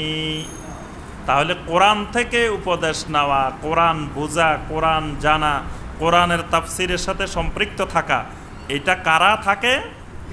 যারা উলুল আলবাব। আল্লাহ পাক এদের নাম দিয়েছেন উলুল আলবাব। এদের মধ্যে কিছু আছে, এদের মাথায় কিছু গিলু আছে, মাথায় কিছু আছে, এই জন্য কোরআনের সাথে সম্পর্ক আছে। যাদের মাথায় কিছু নাই তাদের সাথে কোরআনের সম্পর্ক নাই। আল্লাযীনা ইউফুনা বিআহদিল্লাহি ওয়া লা ইয়ানকুদুনাল মিসাক। আল্লাহ পাক বলেন, এরা ওই সকল মানুষ, উলুল আলবাব হলো ওই সকল মানুষ যারা ইউফুনা বিআহদিল্লাহ, আল্লাহর সাথে করা অঙ্গীকার যারা পূরণ করে। আল্লাহর সাথে কি অঙ্গীকার? আল্লাহ পাক সবাইকে জিজ্ঞাসা করছেন না, আলাস্তু বিরাব্বিকুম, আমি কি তোমাদের রব নই? আল্লাহ প্রশ্ন করছেন না? আমরা কি বলছি? ক্বালু বালা, অবশ্যই অবশ্যই আপনি আমাদের রব। তাহলে আল্লাহর সাথে আমাদের একটা ওয়াদা তো আছেই। তো এই উলুল আলবাব যারা, এরা আল্লাহর সেই ওয়াদাটা, আল্লাহর সাথে করা ওয়াদাটা পূরণ করে। এরা যখনই মসজিদে আজান হয়, আল্লাহর ডাক আসে, আল্লাহর আহ্বান আসে, তখনই তাদের মনে উঠে যায়, ওই যে আমি আল্লাহর, আমার রবের সাথে ওয়াদা করছি, সে রবের ডাক এসে গেছে। এজন্য রবের দিকে সে দৌড়ায়, সবসময় রবের দিকে দৌড়ায়। আল্লাযীনা ইউফুনা বিআহদিল্লাহ, তারা আল্লাহর সাথে করা অঙ্গীকার পূরণ করে। ওয়ালা ইয়ানকুদুনাল মিসাক, এবং আল্লাহর সাথে করা দৃঢ় অঙ্গীকার কখনো তারা ভঙ্গ করে না। সুবহানাল্লাহ। আল্লাহর সাথে করা দৃঢ় অঙ্গীকার কখনো তারা ভঙ্গ। ওয়াল্লাযীনা ইয়াসিলুনা মা আমারাল্লাহু বিহি আন ইউসালা, যেখানে যেখানে সম্পর্ক ঠিক রাখার জন্য আল্লাহ পাক নির্দেশ দিয়েছেন, সেই সম্পর্কগুলো তারা রক্ষা করে। কোথায় কোথায় সম্পর্ক ঠিক রাখতে বলছেন? মা বাবার সাথে সম্পর্ক ঠিক রাখতে বলছেন, স্ত্রীর সাথে সম্পর্ক ঠিক রাখতে বলছেন, ছেলে মেয়েদের সাথে সম্পর্ক ঠিক রাখতে বলছেন, আত্মীয় স্বজনের সাথে ঠিক রাখতে বলছেন, প্রতিবেশীর সাথে ঠিক রাখতে বলছেন। এই সকল সেলাই রেহমি, এই সকল সম্পর্ককে তারা রক্ষা করে। ওয়ায়াখশাউনা রাব্বাহুম, তাদের আরেকটি বড় বৈশিষ্ট্য উলুল আলবাবদের, এরা ইয়াখশাউনা রাব্বাহুম, তারা তাদের অন্তরের ভিতরে খাশিয়াতুল্লাহ আছে। সুবহানাল্লাহ। আল্লাহর ভয়, খাশিয়াতুল্লাহ তাদের অন্তরে সবসময় জাগ্রত থাকে। সুবহানাল্লাহ। ওয়ায়াখাফুনা সুআল হিসাব, আর সবসময় তারা কঠিন হিসাবকে তারা খুব ভয় করে। সবসময় তাদের অন্তরে এই ভয় থাকে যে হায়রে, আমার আল্লাহ যদি আমাকে কঠিন হিসাব যদি চান, তা আমার কি হবে। গতকাল একটা হাদিস পড়লাম, রিয়াদুস সালেহীনের মধ্যে আছে হাদিসটি। জুবায়ের রাদিয়াল্লাহু তাআলা আনহু, নাম শুনছেন না? জুবায়ের, তার ছেলে হলেন আব্দুল্লাহ ইবনে জুবায়ের। তার বাবার নাম জোবায়ের রাদিয়াল্লাহু তাআলা। জোবায়ের রাদিয়াল্লাহু তাআলার কাছে কেউ যদি আমানত রাখতে আসতেন, কেউ যদি এসে বলতেন যে ভাই আমার এই এত দিরহাম তুমি আমানত রাখো, তখন জোবায়ের রাদিয়াল্লাহু তাআলা বলতেন যে ভাই আমি আমানত রাখবো না, কারণ তোমার এই টাকা আমার কাছে যখন থাকবে, আমি যদি কোনো সময় এটা খরচ করে ফেলি অথবা আমানত যদি যথাযথ রক্ষা করতে না পারি, তাহলে কিয়ামতের ময়দানে আমার কঠিন হিসাব হবে, আমার সুল হিসাব হবে, কঠিন হিসাব। আমানত রক্ষা করা অনেক কঠিন, ভাই আমার কাছে কোনো আমানত রাখিও না, তবে তুমি যদি রাখতেই চাও সেটা কর্জে হাসানা হিসাবে রেখে যাও। আমানত রাখতেন না, রাখতেনটা কি? কর্জে হাসানা, মানে আমাকে ঋণ দিয়ে যাও, ঋণ দিয়ে যাবা, তোমার যে সময় দরকার কর্জে হাসানা তুমি আবার চাইলে আমি দিয়ে দিব, কিন্তু আমানত নিব না। এইভাবে উনি নিতে নিতে ওনার বিশাল পরিমাণ কর্জে হাসানা, আমানত নাই, সব আছে কি এই বিশাল ঋণের বোঝা ওনার। তবে উনি এই ঋণ নিয়ে উনি খান নাই, উনি এই আমানতগুলো নিয়ে নিয়ে জমি কিনে রাখছেন, আরেক জায়গায় জমি কিনে রাখছেন, যে এরা যখন চাইবে তখন ওই জমি বিক্রি করে দিয়ে দিবে। তো উনি পরবর্তীতে তার ছেলে আব্দুল্লাহ রাদিয়াল্লাহু তাআলা আনহুকে ডেকে বললেন যে শোনো, যে আমার এত টাকা আমার ঋণ আছে, কর্জে হাসানা আছে। উনার এই জুবায়ের রাদিয়াল্লাহু তাআলা আনহুর 9টা ছেলে 9টা মেয়ে, বুঝতে পারছেন?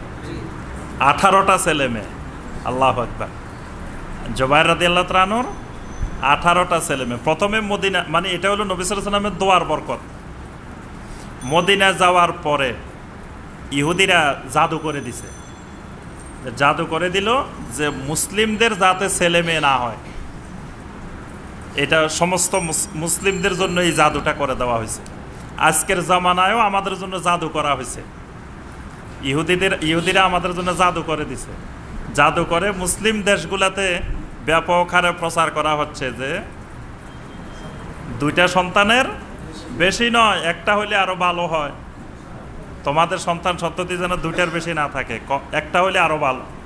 এটা ইহুদিদের জাদু। আর অমুসলিম দেশে সন্তান হইলে তাদেরকে পুরস্কৃত করা হচ্ছে, তাদের সন্তান বাড়ানো হচ্ছে, তাদের জন্য এই ফর্মুলা দরকার নাই। তো মদিনাতে যাওয়ার পরে ইহুদিরা জাদু করে দিল যে মুসলিমদের যাতে ছেলে মেয়ে না হয়। তখন আল্লাহ রসুল সাল্লাল্লাহু আলাইহি ওয়াসাল্লাম দোয়া করলেন। রাসূলের দোয়া এমন সাংঘাতিক, বৃষ্টির দোয়ায় বৃষ্টি শুরু হয়েছে 1 সপ্তাহ আর বন্ধ হয় না, আবার দোয়া করে থামাইতে হয়েছে। তো এখন এই জুবায়ের রাদিয়াল্লাহু তাআলা আনহুকে নবী সাল্লাল্লাহু আলাইহি ওয়াসাল্লাম দোয়া করে দিয়েছেন যে আল্লাহুম্মা বারিক লাকা ফি মালিকা ওয়া ওয়ালাদিকা, আল্লাহ তোমার সম্পদের মধ্যেও বরকত দিন, আল্লাহ তোমার সন্তান সন্ততির মধ্যেও বরকত দিন। নবী সাল্লাল্লাহু আলাইহি ওয়াসাল্লামের বরকতের দোয়া। আল্লাহু আকবার। সন্তান সন্ততির মধ্যে আল্লাহ বরকত দিক, এজন্য 18টা আল্লাহ পাক এমন বরকত দিচ্ছেন। 18টা সন্তানের বাবা জুবায়ের রাদিয়াল্লাহু তাআলা আনহু। সুবহানাল্লাহ। এটা শুরু হয়েছে আব্দুল্লাহকে দিয়ে। আব্দুল্লাহ প্রথম মদিনার সন্তান। মদিনা যাওয়ার পরে জাদুটা বঙ্গ হয়েছে আব্দুল্লাহকে দিয়ে। সর্বপ্রথম আব্দুল্লাহ রাদিয়াল্লাহু তাআলা আব্দুল্লাহ ইবনে জুবায়ের জন্মগ্রহণ করছে। করার পরে সেদিন পুরা মদিনাতে ঈদের আনন্দ বয়ে গেছে, যে ইহুদিদের জাদু ভাঙছে, যে ইহুদিরা যে জাদু করছে যে মুসলিমদের সন্তান হবে না, মুসলিমদের ঘরে প্রথম সন্তান এসে গেছে আব্দুল্লাহ ইবনে জুবায়ের রাদিয়াল্লাহু তাআলা আনহু। তখন সবাই এই আব্দুল্লাহ রাদিয়াল্লাহু তাআলা আনহুকে নবী সাল্লাল্লাহু আলাইহি ওয়াসাল্লামের কাছে নিয়ে আসা হয়েছে। আল্লাহ রাসূল সাল্লাল্লাহু আলাইহি ওয়াসাল্লাম তার জন্য দোয়া করছেন। তা আমরা যে কথাটা বলতেছিলাম, তো জুবায়ের রাদিয়াল্লাহু তাআলা আনহু মারা যাওয়ার সময় বিশাল অঙ্কের টাকা তার ঋণ, কিন্তু আসলে এগুলো ঋণ না, এগুলো হলো কর্জে হাসানা। এখন উনি এন্তেকাল করলেন জুবায়ের রাদিয়াল্লাহু তাআলা আনহু। আর জুবায়ের রাদিয়াল্লাহু তাআলা আনহুকে আরেকটা জিনিস শিখাই দিয়েছেন, বলছেন যে শোনো, যখন ওই ঋণদাররা এই ঋণ নেওয়ার জন্য আসবে, তখন তুমি আমার মনিবের কাছে দোয়া করবা। বলবা কি, হে জুবায়েরের মনিব, হে জুবায়েরের মনিব, এই ঋণটা পরিশোধের জন্য আমাকে সাহায্য করুন। তো আব্দুল্লাহ রাদিয়াল্লাহু আনহু প্রথমে বুঝতে পারে না, জুবাইর তো গোলাম না, গোলামের না মনিব থাকে, তো উনার আবার মনিবকে। একবার সন্দেহ করছে যে আল্লাহ রসুলকে বুঝাচ্ছে কিনা, যে যখন দরকার হবে আল্লাহ রসুলের কাছে যাবে কিনা। আবার অনেকক্ষণ চিন্তা ভাবনা করছেন যে কে হইতে পারে যে জুবাইরের মনিব। পরে জুবাইর রাদিয়াল্লাহু আনহুকে জিজ্ঞাসা করছে যে আপনার মনিবকে? তো তখন তিনি বলছেন যে আমার মনিব আল্লাহ রাব্বুল আলামিন। তুমি যখনই কেউ কোনো ঋণদার আমার ঋণের জন্য আসবে, তুমি দোয়া করবে আমার মনিবের কাছে, বলবা কি, হে জুবাইরের মনিব, জুবাইরের ঋণটা আদায়ের ব্যবস্থা করে দাও। সুবহানাল্লাহ। তা আব্দুল্লাহ ইবনে জুবাইর রাদিয়াল্লাহু আনহু বলেন যে আমি যখনই কোনো ঋণদার ব্যক্তি আমার কাছে আসতো, তা আসার সাথে সাথে আমি আল্লাহর কাছে দোয়া করতাম, এবং দোয়াটা করতাম এইভাবে, হে জুবাইরের মনিব, জুবাইরের ঋণটা আদায়ের ব্যবস্থা করে দাও, তোমার গোলামের ঋণ তুমি ব্যবস্থা করো। আল্লাহু আকবার। দেখেন, তাহলে এখানে আল্লাহ রাব্বুল আলামিন বলতেছেন ওয়া ইয়াখাফুনা সুআল হিসাব। আল্লাহর বান্দা যারা উলুল আলবাব, যারা বুদ্ধিমান, যারা জ্ঞানী, তারা কিয়ামতের ময়দানের কঠিন হিসাবের সব সময় ভয়ের মধ্যে থাকে। হায়রে আমার আল্লাহ যদি, আমার মনিব যদি আমাকে কঠিন হিসাব নেওয়া শুরু করেন, তা আমার অবস্থাটা কি হবে। ওয়াল্লাযীনা সাবারু ইবতিগা ওয়াজহি রাব্বিহিম, এদের আরেকটি বৈশিষ্ট্য হলো এরা তাদের রবের সন্তুষ্টির উদ্দেশ্যে সবর করে থাকে। এদেরকে মানুষ আল্লাহর দ্বীনের উপরে ইস্তেকামত থাকার কারণে গালিগালাজ করে, খারাপ কথা বলে, মন্দ কথা বলে, কত কিছু বলে, তারপরেও এরা সবর ধারণ করে, ধৈর্য ধারণ করে। এটা এদের একটা বড় বৈশিষ্ট্য। ওয়া আকামুস সালাহ, এরা সালাত কায়েম করে। তাহলে যারা নামাজি তারাই বুদ্ধিমান, যারা নামাজ কায়েম করে না তারা বুদ্ধিমান না, তারা বোকা। আর আমাদের সমাজে মনে করা হয় যারা নামাজ পড়ে না এরাই বুদ্ধিমান, এরা বুদ্ধি আছে বলেই তো মসজিদে আসে নাই। একদিন শুনছিলাম যে মসজিদে নাকি কুকুর ঢুকছে, ছাগল ঢুকছে, তো এখন ইমাম সাহেব দৌড়াইতেছে যে মসজিদের ভিতরে একটা কুকুর ঢুকে গেছে, মানে দৌড়াইছে, বাইরের থেকে দৌড়াই আসি ঢুকে গেছে। এখন ইমাম সাহেব এটাকে বের করতেছেন, তো তখন এক মুসল্লি বাইরের থেকে একজন ভাই বলতেছেন যে হুজুর কি হয়েছে? ও আরে দেখো না, এই যে এটা মসজিদে ঢুকে গেছে। হুজুর মারবেন না, মারবেন না, হে তো বুঝে নাই যে ঢুকে গেছে। আমি যে বুঝি, আমি কি ঢুকি? আমি কি কখনো মসজিদে যাই? আমাকে কখনো দেখছেন মসজিদে? আমি তো বুঝি, এজন্য যাই না। এটা তো পশু, এটা বুঝে নাই, এজন্য মসজিদে চলে গেছে। মানে সে বুদ্ধিমান, এই জন্য মসজিদে আসে না। আমাদের সমাজে দেখবেন যারা নামাজ পড়ে না তারা কিন্তু নিজেকে অনেক বুদ্ধিমান মনে করে, যে আর মনে করে কি যে এখন নামাজ না পড়লে কি হবে, বুড়া হইলে এমন নামাজি হয়ে যাব, রাত দিন মসজিদে আর ছাড়বো না। আর হাতের মধ্যে একটা বিশাল তসবি থাকবে, মানুষের সাথে গল্পও করব, তসবিও টানবো। দেখবেন যে মানুষের সাথে গল্প করে আবার তসবিও টানতে আছে। মানে তসবি থাকার অর্থ হলো আমি বুজুর্গ মানুষ, আল্লাহওয়ালা মানুষ, এটা বোঝানোর জন্য হাতের মধ্যে একটা তসবিও আছে। ওয়া আকামুস সালাহ, আল্লাহ পাক বলেন যারা বুদ্ধিমান, যারা উলুল আলবাব, তারা নামাজ কায়েম করে, তারা নামাজি। ওয়া আনফাকু মিম্মা রাযাকনাহুম সিররান ওয়া আলানিয়া, তাদের আরেকটি বৈশিষ্ট্য হলো তারা প্রকাশ্যে এবং গোপনে সব সময় তাদেরকে আমি যে রিজিক দিয়েছি সেখান থেকে তারা আল্লাহর রাস্তায় খরচ করে। আল্লাহর রাস্তা সব সময় খরচ করে, প্রকাশ্যেও করে, গোপনে গোপনেও করে। ওয়া ইয়াদরাউনা বিল হাসানাতিস সাইয়্যিআ, সব সময় হাসানার মাধ্যমে সাইয়্যিআকে দূরীভূত করে। অর্থাৎ যখনই একটা ছোটোখাটো গুনার কাজ হয়ে যায়, সাথে সাথে একটা ভালো কাজ করে ফেলে। একটা গুনার কাজ হইলেই সাথে সাথে একটা হাসানা কাজ, একটা ভালো কাজ করে ফেলে। এটা হলো এদের বৈশিষ্ট্য। উলাইকা লাহুম উকবাদ-দার, আল্লাহ রাব্বুল আলামিন বলেন এই মানুষগুলার জন্য রয়েছে আখিরাতে উত্তম বাসস্থানের ব্যবস্থা। সুবহানাল্লাহ। এই মানুষ যারা উলুল আলবাব, যারা বুদ্ধিমান, যারা জ্ঞানী, তাদের জন্য আছে উত্তম বাসস্থান। উত্তম বাসস্থানটা কি? জান্নাতু আদনিন। সুবহানাল্লাহ। আল্লাহ পাক ওই উকবাদ-দারের ব্যাখ্যা দিয়েছেন যে সেটা হলো জান্নাতু আদনিন, সেটা হলো স্থায়ী জান্নাত। ইয়াদখুলুনাহা, সেই জান্নাতের ভিতরে তারা প্রবেশ করবে। সুবহানাল্লাহ। আল্লাহ পাক আমাদের সবাইকে এই জান্নাতের ভিতরে প্রবেশ করার তৌফিক দিন। ওয়ামান সালাহা মিন আবাইহিম ওয়া আজওয়াজিহিম ওয়া যুররিয়াতিহিম, আল্লাহ রাব্বুল আলামিন বলেন শুধু তারা ঢুকবে না, তাদের সাথে তাদের মা বাবা, তাদের স্বামী স্ত্রী, তাদের সন্তান সন্ততি, তবে সবাই না। ওয়ামান সলাহা, যারা সালেহীন। সুবহানাল্লাহ। মানে স্বামী স্ত্রী যদি সালেহীন হয়, সন্তান সন্ততি যদি সালেহীন হয়, মা বাবা যদি সালেহীন হয়, তারাও তাদের সাথে জান্নাতে থাকবে। সুবহানাল্লাহ। তাহলে বোঝা যায় দুনিয়াতে যেমন পরিবার আছে, জান্নাতের ভিতরেও পরিবার আছে। এক পরিবারের যারা জান্নাতে যাবে, আল্লাহ সুবহানাহু ওয়া তাআলা তাদেরকে একই জান্নাতে একসাথে থাকার ব্যবস্থা করে দিবে। সুবহানাল্লাহ। মানে রুমগুলো এমনভাবে বরাদ্দ হবে, এটা বাবা, এটা ছেলের, এটা মেয়ের, মানে সব আত্মীয় স্বজন, মানে ওই মহল্লায় তাদের, ওই এলাকায় তাদের বাপ ছেলে নাতি সব আত্মীয় স্বজন সব এলাকায়। কারণ আত্মীয় স্বজন সব এক জায়গায় থাকলে ভালো লাগবে। জান্নাত তো আনন্দের জায়গা, তা আনন্দ যাতে আরও বাড়ে, এজন্য আল্লাহ পাক এই সালেহীন যতজন থাকবেন সবাইকে এক জান্নাতের ভিতরে দিবেন। সুবহানাল্লাহ। আল্লাহ পাক আমাদের সবাইকে, আমাদের মা বাবা, সন্তান সন্ততি, স্ত্রী, স্বামী সবাইকে নিয়ে আল্লাহ পাক এক জান্নাতে থাকার তৌফিক দিন। তাহলে আমাদেরকে কি করতে হবে?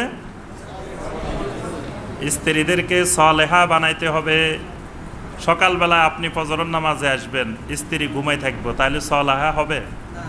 হ্যাঁ, স্ত্রী উঠবে সকাল 10টায়, আপনি ফজরের জামাতে প্রথম কাতারে, তাহলে এই স্ত্রী লই আপনি জান্নাতে যেতে পারবেন? বরং ওই স্ত্রীর টানে আপনি ওইদিকে যান কিনা সেটার সম্ভাবনা।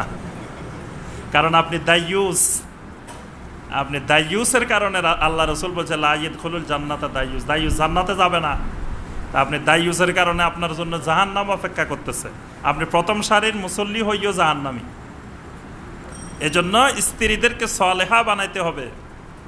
স্ত্রীদেরকে রাত 1টা 2টা পর্যন্ত স্টার জলসা আর স্টার প্লাস দেখাবেন, আপনি ঘুমাই থাকবেন, তাহাজ্জুদ পড়বেন, তাহলে কি স্ত্রীরা সালেহা হবে? তারপরে সন্তান সন্ততিদেরকে নামাজি, পর্দাশীল, দিনদার বানাইতে হবে, সালেহীন বানাইতে হবে। সন্তান সন্ততিদেরকে এমনি ছেড়ে দেওয়া যাবে না। আশ্চর্য লাগে যে সারা রাত কিছু ছেলেরা দেখি যে রাস্তা রাস্তায় ঘুরে, তো এই ছেলেগুলোর কি মা বাবা নাই? আমি এটা চিন্তা করে কোনো কুল কিনারা করতে পারি না। দেখি যে রাতে 3টায়ও ছেলেরা রাস্তা রাস্তায় ঘুরতেছে, 4টায়ও ঘুরে, 5টায়ও ঘুরে। তো এই ছেলেগুলোর কি মা বাবা নাই? মা বাবা কি খবর নেয় না যে আমার ছেলে কোথায়? আমি ঘরে, আমার ছেলে ঘরে আসলো না কেন? 1টা 2টা না, আমি দেখি যে শত শত প্রতি রোডে রোডে। তো তাহলে সারা রাত এরা বাইরে বাইরে কি করে? তাহলে এই বাইরে বাইরে যদি আমি ছেড়েই দিই, তা আমার ছেলে কি সালেহীন হবে না মদখোর হবে, মাদকাসক্ত হবে? মাদকাসক্ত হবে, তারপর চাঁদাবাজ হবে, সন্ত্রাসী হবে, জঙ্গিবাদ হবে, এগুলাই হবে। এগুলোর জন্য মা বাবারাই আমরা বেশি দায়ী। মা বাবা যে হক, যে অধিকার সন্তানের প্রতি পালন করার কথা, সেটা পালন করি নাই। 7 বছর বয়স হইলে ট্রেনিং শুরু করতে হবে। শুরু করতে হবে না? কি ট্রেনিং?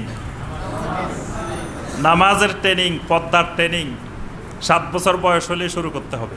আল্লাহ রসুল কি বলছেন? মুরু আওলাদাকুম বিসসালাতি ওয়া হুম আবনাউ সাবঈন। 7 বছর বয়স হয়েছে, এবার নামাজের নির্দেশ দেওয়া শুরু করো। 10 বছর বয়স হয়েছে, নামাজ আদায় না করলে শাস্তি দাও। আপনি যদি 7 বছর বয়স থেকে 14 বছর বয়স পর্যন্ত, 14 বছর পর্যন্ত শরীয়তের দৃষ্টিতে শিশু থাকে, আর আমাদের দেশের আইনে 18 বছর পর্যন্ত শিশু। শিশু বিয়ে করলে বাচ্চা হয়, কিন্তু এমনি শিশু। কি অবাক দুনিয়া! দেখেন, অবাক দুনিয়া যে শিশুর বাচ্চাও হয়, আবার সে কিন্তু শিশু। ইসলামে শিশুর বয়স হলো কত পর্যন্ত? সর্বোচ্চ 14, কিন্তু শিশু এর আগেও শিশু শেষ হয়ে যেতে পারে। 12 বছরেও সে যুবক হয়ে যেতে পারে, 13 বছরেও হতে পারে। তবে কারো যদি কোনো লক্ষণ প্রকাশিত না হয়, তাহলে সর্বোচ্চ সীমা হলো 14 বছর। এরপরে আর শিশু থাকে না, এরপরে এটা শিশুর বাবা হয়ে যায়। 14 বছরের পরে এটা আর শিশু না, এটা শিশুর বাপ। কিন্তু আমাদের আইনে এটা 18 বছরে এটা শিশু। আচ্ছা, যাই হোক, এই শিশুকে আপনি 7 থেকে 14 বছর পর্যন্ত এই 7 বছর খালি ট্রেনিং দেন, সলাতের ট্রেনিং দেন, সিয়ামের ট্রেনিং দেন, তারপরে পর্দার ট্রেনিং দেন, আদব তরবিয়ত আখলাকের যা যা দরকার, ছেলেকে সালাম শিখান, ছেলে মেয়েকে ঘরে ঢুকার দোয়া শিখান, ঘর থেকে বাইর হওয়ার দোয়া শিখান, টয়লেটে ঢুকার দোয়া শিখান, টয়লেট থেকে বের হওয়ার দোয়া শিখান, ডাইন হাতে খাইতে হয় এটা শিখান, খাওয়ার নিয়ম কানুন সুন্নত নিয়ম শিখান, সব এরকম আমল আখলাক তরবিয়ত শিখান 14 বছর পর্যন্ত। 14 বছর পরে কি করবেন? আর 7 বছর আপনার সাথে সাথে রাখবেন। এই 7 বছর হলো জীবনের সবচেয়ে কঠিন 7 বছর, 14 থেকে 21। এই 7 বছর ছেলেদেরকে বাবা সবসময় সাথে সাথে রাখবেন, মেয়েদেরকে মা সবসময় সাথে সাথে রাখবেন। সাথে সাথে রেখে ওই 7 বছর যা শিখাইছেন এই 7 বছরে সেটা বাস্তবায়ন করাইবেন। বুঝতে পারছেন? এই 7 বছরে যদি একা একা ছেড়ে দেন তাহলে সন্তান রাস্তা হারা হয়ে যাবে, পথ হারা হয়ে যাবে। এই 7 বছর জীবনের খুবই গুরুত্বপূর্ণ। এই সময় যদি খারাপ বন্ধুবান্ধবের পাল্লায় পড়ে তো জীবন শেষ, জীবন বরবাদ। এই 7 বছর বেশিরভাগ সন্তান খারাপ হয় এই 7 বছরে, 14 থেকে 21।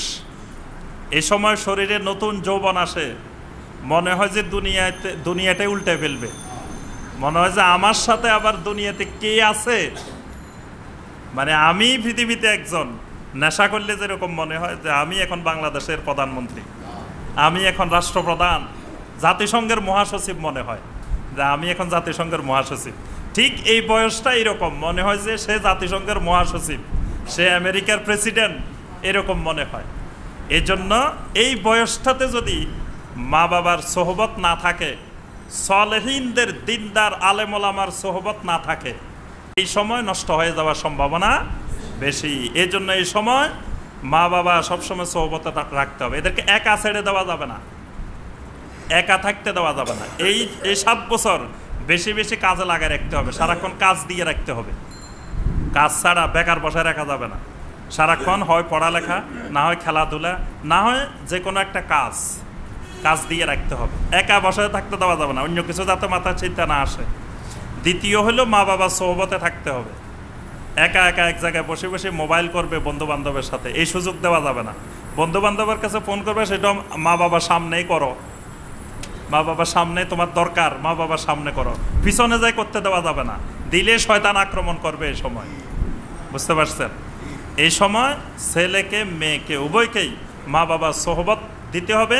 আর সালেহিনদের সোহবত, আলেম ওলামার সোহবত, বিশেষ করে তাফসিরুল কোরআনের মাহফিলে নিয়ে আসবেন। তারপরে যেখানে দ্বীনি আলোচনা হচ্ছে, তারপরে যারা কোরআন সুন্নাহর আলেম তাদের সোহবতে রাখবেন, তাহলে খারাপ হওয়ার সম্ভাবনা কম। এরপরে 21 বছর পরে আর আপনি ইচ্ছা করলেও ধরে রাখতে পারবেন না, এরপরে ছেড়ে দিতেই হবে।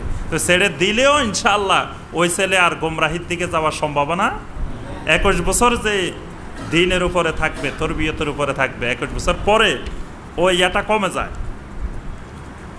যখন একটা স্টুডেন্ট ইউনিভার্সিটিতে ভর্তি হয়, ইউনিভার্সিটিতে ফার্স্ট ইয়ারে ভর্তি হয়, তো ভর্তি হওয়ার সাথে সাথে সে মনে করে আমি এখন বিশাল কিছু হয়ে গেছি। একটা ইউনিভার্সিটির স্টুডেন্ট, তার চলা ফিরা ভাব সাব অন্যরকম।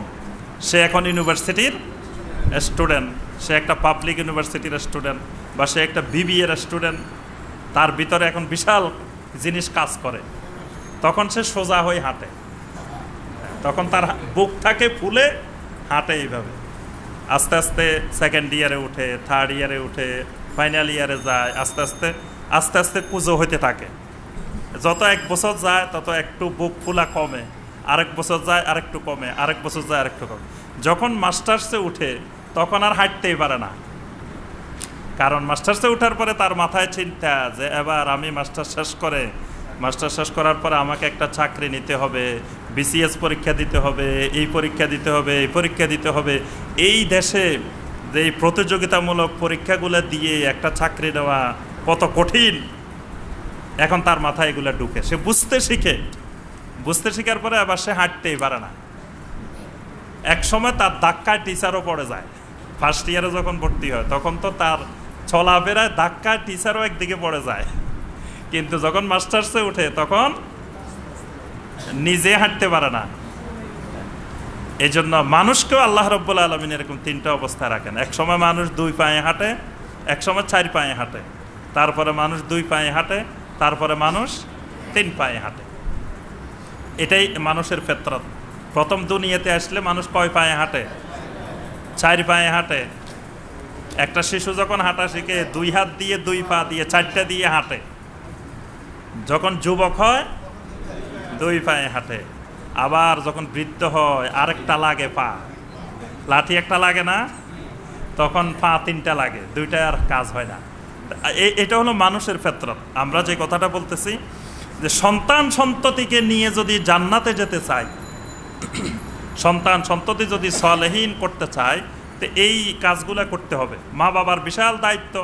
মা বাবা খালি জন্ম দেওয়া দায়িত্ব না, জন্ম দেওয়ার থেকে তাদেরকে তরবিয়ত শিখানো, এটা মা বাবার, এটা ওই জন্ম দেওয়ার থেকে বড় কাজ। এজন্য সন্তানের মা বাবা হওয়া বড় বিষয় না, সালেহীন সন্তানের মা বাবা হওয়া এটা বড় বিষয়। এজন্য সন্তানদেরকে সালেহীন বানানোর জন্য চেষ্টা করতে হবে। এবং বর্তমান সময়টা এত ভয়ানক সময়, কঠিন সময়, যে সন্তান সন্ততি একটু যদি আপনার হাতের নাগালের বাহিরে যায় আর আপনি ধরতে পারবেন না। গরু যেটা সবসময় বাধা থাকে, একদিন যদি ছুটতে পারে আর এটা ধরতে পারবেন না। আজ এটা সবসময় ছাড়া আছে, সেটা ধরতে এত কষ্ট হয় না। এই জন্য এই সময়টা এত খারাপ, কারণ আপনার চতুর্দিকে পরিবেশটা মারাত্মক খারাপ। একটু যদি ডানে বামে যায়, পিছলা খায়, তো শেষ, সর্বনাশ। এই জন্য মা বাবাকে খুব সতর্ক হতে হবে। এই সময় মা বাবাকে চেষ্টা করতে হবে যে কোনোভাবে সন্তানকে সালেহীন বানানো। আল্লাহ পাক আমাদের সবার সন্তান সন্ততিকে সালেহীন বানানোর তৌফিক দিন। আল্লাহ পাক আমাদেরকে সালেহীনের মা বাবা হওয়ার তৌফিক দিন। ওয়াল মালাইকাতু ইয়াদখুলুনা আলাইহিম মিন কুল্লি বাব। আল্লাহ রাব্বুল আলামিন বলেন, যেই জান্নাতে তোমাদেরকে দেওয়া হবে, এই জান্নাতের সকল দরজা দিয়ে শুধু আল্লাহর মালাইকারা, আল্লাহর ফেরেশতারা প্রবেশ করতে থাকবে। সুবহানাল্লাহ। ফেরেশতারা কেন আসবেন? হ্যাঁ, ফেরেশতারা আসবেন আপনাদের খেদমতের জন্য, সেবা যত্নের জন্য। রেস্টুরেন্টে বসছেন বা বিয়ে শাদী খাইতে গেছেন, তখন দেখবেন যে বসার পরে যারা খাওয়া সাপ্লাই দিবে তারা আসতে থাকলে আপনার খুশি লাগে না যে এবার খাওয়া দিবে? যাই বসে আছেন, খাওয়ার কোনো খবর নাই, একটু পরে দেখতেছেন যে কর্মচারীরা ড্রেস ট্রেস গায়ে দিয়ে আসতেছে, তখন বুঝতেছেন যে এবার খানা শুরু হবে। তো এই ফেরেশতারা ঢুকা মানি মেহমানদারি শুরু। ফেরেশতারা এসে কি বলবেন? সালামুন আলাইকুম বিমা সাবারতুম ফানি'মা উকবাদ-দার। আল্লাহু আকবার। ফেরেশতারা জান্নাতের বিভিন্ন দরজা দিয়ে ঢুকবেন আর জান্নাতীদেরকে বলতে থাকবেন সালামুন আলাইকুম। সালাম দিতে দিতে ঢুকবে। সুবহানাল্লাহ। কেন সালাম দিবে? বিমা সাবারতুম, এই জান্নাতে পৌঁছার জন্য কতই না জীবনে সবর ধরছ। আল্লাহু আকবার। তোমাদের সবরের কারণে তোমাদেরকে সালাম, তোমাদের সবরের জন্য তোমাদেরকে সালাম। সুবহানাল্লাহ। সবরটা কি? সবর 3 প্রকার। এক প্রকারের সবর হলো আস-সাবরু আলা তাআতিল্লাহ, আল্লাহর আনুগত্যের উপরে সবর। আল্লাহর আনুগত্যের উপরে সবর। আল্লাহর আনুগত্যের উপরে সবর কেমন? আপনি নামাজ পড়লেন, নামাজে 7 বছর বয়সে শুরু করছেন, জীবনে একদিনের জন্য বন্ধ করা যাবে না, একেবারে হাত্তা ইয়াতিয়াকাল ইয়াকিন, মৃত্যু আসা পর্যন্ত আদায় করে যেতেই হবে। এই যে আপনি 50, 60, 70 বছর খালি নামাজ পড়েই যাচ্ছেন, পড়েই যাচ্ছেন, পড়েই যাচ্ছেন, বন্ধই করতে পারতেছেন না, এটা সবর না? বিশাল সবর এটা। এটাকে বলা হয় আল্লাহর আনুগত্য সবর। এজন্য যারা সবর ধরতে পারে না তারা দেখবেন যে রমজান মাস আসছে, প্রথম কয়েকদিন মসজিদে আসল মুসল্লিরা ঢুকতেই পারে না। যখন রমজানের প্রথম কয়েকদিন আসে তখন আমাদের সারা বছর যারা প্রথম সারির মুসল্লি, দ্বিতীয় সারির মুসল্লি, এরা তখন মসজিদে ঢুকতেই পারে না। তখন নতুন মুসল্লিদের আগমনে মসজিদ সরগরম হয়ে ওঠে এবং নতুন মুসল্লিদের সাথে নতুন টুপি, নতুন জায়নামাজ, নতুন তসবিহ। রমাদানের প্রথমে মসজিদগুলোতে দেখা যায় এরকম অবস্থা। 7 দিন 5 দিন 6 দিন গেছে, এবার আস্তে আস্তে কমতে থাকে। এরপরে আবার আগের মুসল্লিরা আবার জায়গা পান। তাহলে এই মুসল্লিগুলা এরপরে কই গেল? সবর ধরতে পারে নাই, আল্লাহর আনুগত্যের উপরে সবর করতে পারে নাই। কয়দিন আসছে আবার চলে গেছে। আরেকটা সবর হইল বিপদ মুসিবতে সবর। আরেকটা সবর হইল গুনার কাছ থেকে বেঁচে থাকার সবর। যেমন আপনার মাদক দ্রব্য আল্লাহ পাক হারাম করছেন, এই জন্য আমি আপনি পান করি না, কিন্তু পান করতে মন চায় না। কি আপনাদের মন চায়? সবাই কয় না, মনে মনে ভিতর ভিতর। তাহলে কিন্তু যদি হারাম না হইতো তাহলে খাইতেন না? যদি আল্লাহ পাক হারাম না করতো, যে সময় হারাম হয় নাই, হারামের আয়াত নাজিল হয় নাই, সাহাবায়ে কেরাম খাইছেন না? যখন হারামের আয়াত নাজিল হয়েছে আর খান নাই। তাহলে এই যে হারাম জিনিসটা থেকে আপনি বিরত থাকলেন, 1 দিন 2 দিন না, একেবারে মৃত্যু পর্যন্ত, এটা বিশাল একটা সবর। তারপরে আপনি ঘুষ খাওয়া থেকে বিরত থাকলেন, সুদ খাওয়া থেকে বিরত থাকলেন, অসংখ্য মানে এরকম হারাম কাজ থেকে বিরত থাকলেন, এটাকেও বলা হয় সবর। এই জন্য ফেরেশতারা বলবেন সালামুন আলাইকুম বিমা সবারতুম, এই জান্নাতে আসার জন্য যে সবর ধারণ করেছ তার জন্য তোমাদের উপরে সালাম। সুবহানাল্লাহ। ফানেমা উকবাদ্দার, আর যে জান্নাতে আসছো এটা কতই না উত্তম বাসস্থান। সুবহানাল্লাহ। যে জান্নাতে আসতে পারছো কতই না উত্তম জায়গায় আসছো। ওয়াল্লাযীনা ইয়ানকুদুনা আহদাল্লাহি মিন বাদি মিসাকিহি ওয়া ইয়াকতাউনা মা আমারাল্লাহু বিহি আন ইউসালা ওয়া ইউফসিদুনা ফিল আরদ। রব্বুল আলামিন বলেন, বিপরীত দিকে যে সকল মানুষেরা আল্লাহর সাথে করা ওয়াদাকে ভঙ্গ করে, আল্লাহকে রব হিসাবে স্বীকার করছে, কিন্তু দুনিয়াতে আসে বলে যে আরে কিসের রব তব, এইগুলো আবার কি, মরে গেলে মানুষ মাটির সাথে মিশে যাব, এইগুলো আবার কিসের রব, রবেরও দরকার কি, এত কিছুর দরকার কি। মানে আল্লাহর সাথে করা ওয়াদাকে ভঙ্গ করে। ওয়ায়াকতাউনা মা আমারাল্লাহু বিহি আন ইউসালা, পৃথিবীতে যাদের সাথে সম্পর্ক রক্ষা করার জন্য আল্লাহ পাক নির্দেশ দিয়েছেন সেই সম্পর্ক সে ছিন্ন করে। ওয়া ইউফসিদুনা ফিল আরদে, জমিনের মধ্যে সন্ত্রাস করে, দুর্নীতি করে। কোরআনের ভাষায় সন্ত্রাসকে বলা হয় ফাসাদ ফিল আরদ, দুর্নীতিকেও বলা হয় ফাসাদ। দুর্নীতি এবং সন্ত্রাস এটাকে কোরআনের ভাষায় বলা হয় ফাসাদ। ওয়া ইউফসিদুনা ফিল আরদে, যারা দুনিয়াতে সন্ত্রাস করে, দুর্নীতি করে, উলাইকা লাহুমুল লানা, এদের উপরে আল্লাহ রাব্বুল আলামিনের লানত। ওয়ালাহুম সুদ্দার, আর এদের জন্য আছে কঠিন এক খারাপ বাসস্থান। এদের জন্য আছে খারাপ এক বাসস্থান, মানে সেই বাসস্থানের নাম কি? জাহান্নাম। আল্লাহ সুবহানাহু ওয়া তাআলা আমাদের সবাইকে সেই জাহান্নাম থেকে বাঁচার তৌফিক দিন। আল্লাহুম্মা আজিরনা মিনান নার, আল্লাহ পাক আমাদেরকে জাহান্নাম থেকে মুক্তি দিন। আল্লাহ পাক আমাদের সবাইকে সেই উকবাদ্দার জান্নাতের বাসিন্দা বানিয়ে দিন। আল্লাহ পাক কোরআনে কারিমের সাথে আমাদের সম্পর্ককে আরও গভীর করে দিন। কোরআনে কারিমকে কিয়ামতের ময়দানে আমাদের জন্য শাফাআতকারী বানিয়ে দিন। আল্লাহ রাব্বুল আলামিনের সাথে মহব্বত আল্লাহ আরও বৃদ্ধি করে দিন। আল্লাহ রাসূলের সাথে মহব্বত আল্লাহ পাক আরও বৃদ্ধি করে দিন। আল্লাহ পাক আমাদের মধ্যে যারা অসুস্থ আছেন সবাইকে আল্লাহ পাক সুস্থতা দান করুন। যারা বিপদ আপদ মুসিবতে আছেন আল্লাহ পাক সকলের বিপদ আপদ মুসিবতকে দূর করে দিন। আল্লাহ রাব্বুল আলামিন আমাদের সকলের মধ্যে ভ্রাতৃত্বের বন্ধনকে আল্লাহ আরও মজবুত করে দিন। কোরআন এবং সুন্নাহর সহি আমলের উপরে, সহি আকীদার উপরে আল্লাহ আমাদেরকে থাকার তৌফিক দিন। দুনিয়ায় যতদিন জীবিত থাকি সহি আকীদার উপরে, সহি ইসলামের উপরে বেঁচে থাকার তৌফিক দিন। মৃত্যুবরণ করার সময় আল্লাহ পাক আমাদেরকে ঈমানের সাথে মৃত্যুবরণ করার তৌফিক দিন। সুবহানাকা আল্লাহুম্মা বিহামদিকা আশহাদু আল্লা ইলাহা ইল্লা আনতা আস্তাগফিরুকা ওয়া আতুবু ইলাইক।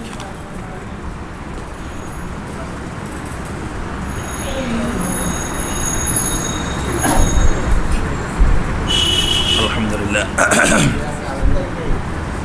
একজন ভাই জানতে চেয়েছেন, মহারানা না দেওয়া হইলে পরবর্তীতে যদি স্ত্রীর নামে কোনো জমি বা প্লট কিনে দেওয়া হয় তাহলে কি মোহরানা উসুল হবে?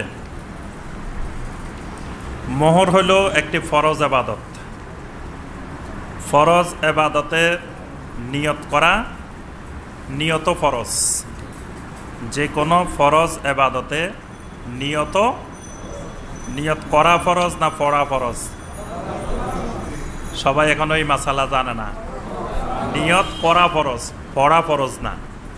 তাহলে মোহর যেহেতু ফরজ, মোহর আদায়ের সময় মোহরের নিয়ত করাও ফরজ।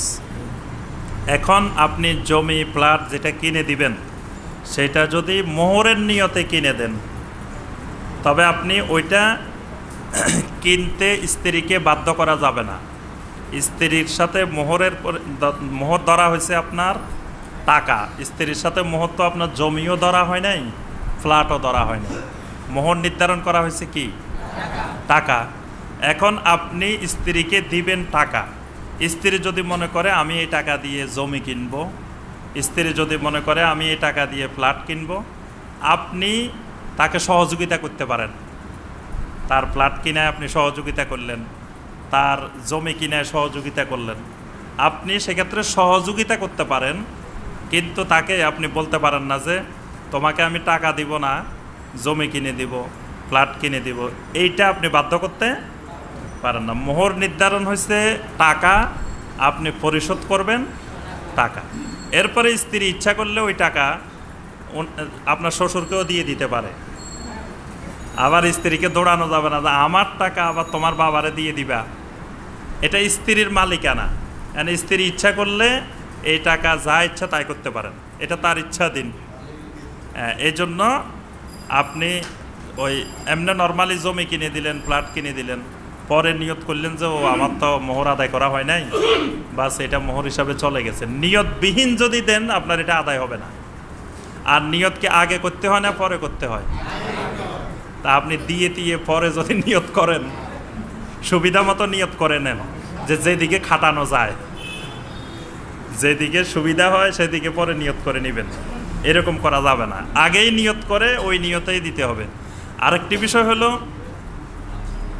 আপনি যদি এরকম জমি কিনে দিতে চান, ফ্ল্যাট কিনে দিতে চান, তো ওইটা শুধু স্ত্রীকে দেওয়া যাবে না। স্ত্রীর পাশাপাশি আপনার ছেলে মেয়ে যতজন আছে সবাইকে কিনে দিতে হবে। বুঝতে পারছেন? মানে আপনি যদি, এটাকে বলা হয় শরীয়তের ভাষা হেবা। আপনি জীবিত অবস্থায় আপনার ওয়ারিসদেরকে কিছু কিনে দিতে চান, এটা হলো হেবা।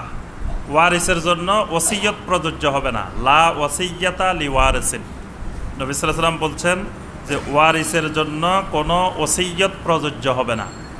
অর্থাৎ যাদের জন্য আল্লাহর পক্ষ থেকে সম্পত্তি নির্ধারণ করা আছে তাদেরকে অতিরিক্ত কোনো জিনিস প্রদান করা যাবে না। আপনি মারা গেলে আপনার স্ত্রীর জন্য সম্পত্তি আল্লাহর পক্ষ থেকে নির্ধারণ করা কতটুকু? ছেলে মেয়ে থাকলে আপনার স্ত্রী 8 ভাগের 1 ভাগ, ছেলে মেয়ে না থাকলে 4 ভাগের 1 ভাগ। এখন সুন্দর একটা সিস্টেম বের হয়েছে, ওইটা আপনাদেরকে বলে দিই। ইসলামিক ফাউন্ডেশন বাংলাদেশ, ইসলামিক ফাউন্ডেশনের ওয়েবসাইটে উত্তরাধিকার বন্টন পদ্ধতি সুন্দর করে, আমি আজকে সকালেই দেখছি, এত সুন্দর করে দেওয়া আছে যে ওখানে খালি মানে 5 মিনিটে আপনি সম্পত্তির সব হিসাব নিকাশ করে ফেলতে পারবেন, অটোমেটিক চলে আসবে। ওই সফটওয়্যারটা এমনভাবে করা হয়েছে যে আপনি যিনি মারা গেছেন ওনার কে কে আছে ওখানে ঘর করা আছে। আপনি স্ত্রী আছে এখানে ক্লিক করলেন, সন্তান 5 জন আছে এখানে ক্লিক করলেন, মেয়ে 2 জন আছে এখানে ক্লিক করলেন। এবার আপনি কে কে আছে এদের ঠিক করবেন। সম্পদ কি কি আছে ওইটার আলাদা ঘর আছে। জমি এত একর, এত শতাংশ, স্বর্ণ এতগুলা, তারপরে এই আর কি কি আছে ওখানে ঘর আছে। আপনি সম্পত্তিগুলাতে লিখে দিলেন এত এত, দিয়ে নিচে লেখা আছে ফলাফল, ফলাফলে ক্লিক করবেন, সাথে সাথে বন্টন হয়ে চলে আসবে। সুন্দর ফারাইজের সিস্টেম করে দিছে। এখন আর কারো কাছে যাইতেও হবে না, আপনি নিজে নিজেই ঘরে বসেই আপনি হিসাব করে ফেলতে পারবেন যে কে কতটুকু পাবে না পাবে। জি আর ফারাইজ করা লাগবে না, মানে উকিলদের টাকা বন্ধ। তারপরে অনেক আলেম ওলামারাও ফারাইজের কাজ করেন, এখন আর সেটা লাগবে না, এখন আপনি নিজেই ওখানে বের করতে পারবেন। তো আমি যেটা বলতেছিলাম সেটা হলো, আপনার জীবিত অবস্থায় আপনার স্ত্রীর জন্য সম্পত্তি নির্ধারণ করা আছে, আপনি মারা গেলে স্ত্রী এতটুকু পাবে, ছেলের জন্য ঠিক করা আছে, মেয়ের জন্য ঠিক করা আছে। এদেরকে আপনি অতিরিক্ত কোনো সম্পত্তি দিয়ে যাওয়া যাবে না। এটাই নবী সাল্লাল্লাহু আলাইহি ওয়াসাল্লাম বলছেন যে লা ওয়াসিয়াতা লি ওয়ারিসিন, কোনো ওয়ারিসের জন্য ওসিয়ত প্রযোজ্য হবে না। যারা আপনি মারা গেলে সম্পদ পাবে না তাদের জন্য ওসিয়ত করা যাবে। যারা পাবে না, যাদের কোনো অংশ নির্ধারণ নাই, যেমন ধরেন আপনি জীবিত থাকাকালীন আপনার ছেলে মারা গেছে, তা আপনার ছেলের ঘরে যারা নাতি নাতনি আছে এরা কিন্তু আপনার সম্পদ পাবে না, আপনি এদের জন্য ওসিয়ত করে যাবেন, এদেরকে দিয়ে যেতে পারবেন, কারণ এরা আপনি মারা যাওয়ার পরে সম্পদ পাবে না, এটা ওসিয়ত করা যাবে। এখন আপনি চাচ্ছেন যে আমার কোটি কোটি টাকা, তো এত টাকা আমি কি করবো, আমার ছেলে মেয়েদেরকে ওয়ারিসদেরকে আমি কিছু দিয়ে যাই জীবিত থাকা অবস্থায়, দিতে পারেন। এটাকে বলা হয় হেবা, শরীয়তের ভাষায় এটার নাম হলো হেবা। তো যখন হেবা করবেন, হেবার কিছু শর্ত আছে।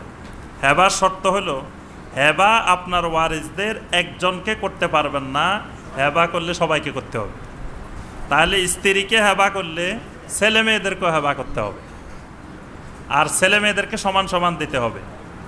ছেলেকে যতটুকু দিবেন মেয়েকেও, আবার বলা যাবে না যে মেয়েকে অর্ধেক দিবেন, অর্ধেক দেওয়া যাবে না, মেয়েকে একেবারে ছেলের সমান, হেবার ক্ষেত্রে সমান, মিরাসের ক্ষেত্রে অর্ধেক, কিন্তু হেবার ক্ষেত্রে সমান। ছেলে যতটুকু দিবেন মেয়েকেও ততটুকু দিবেন।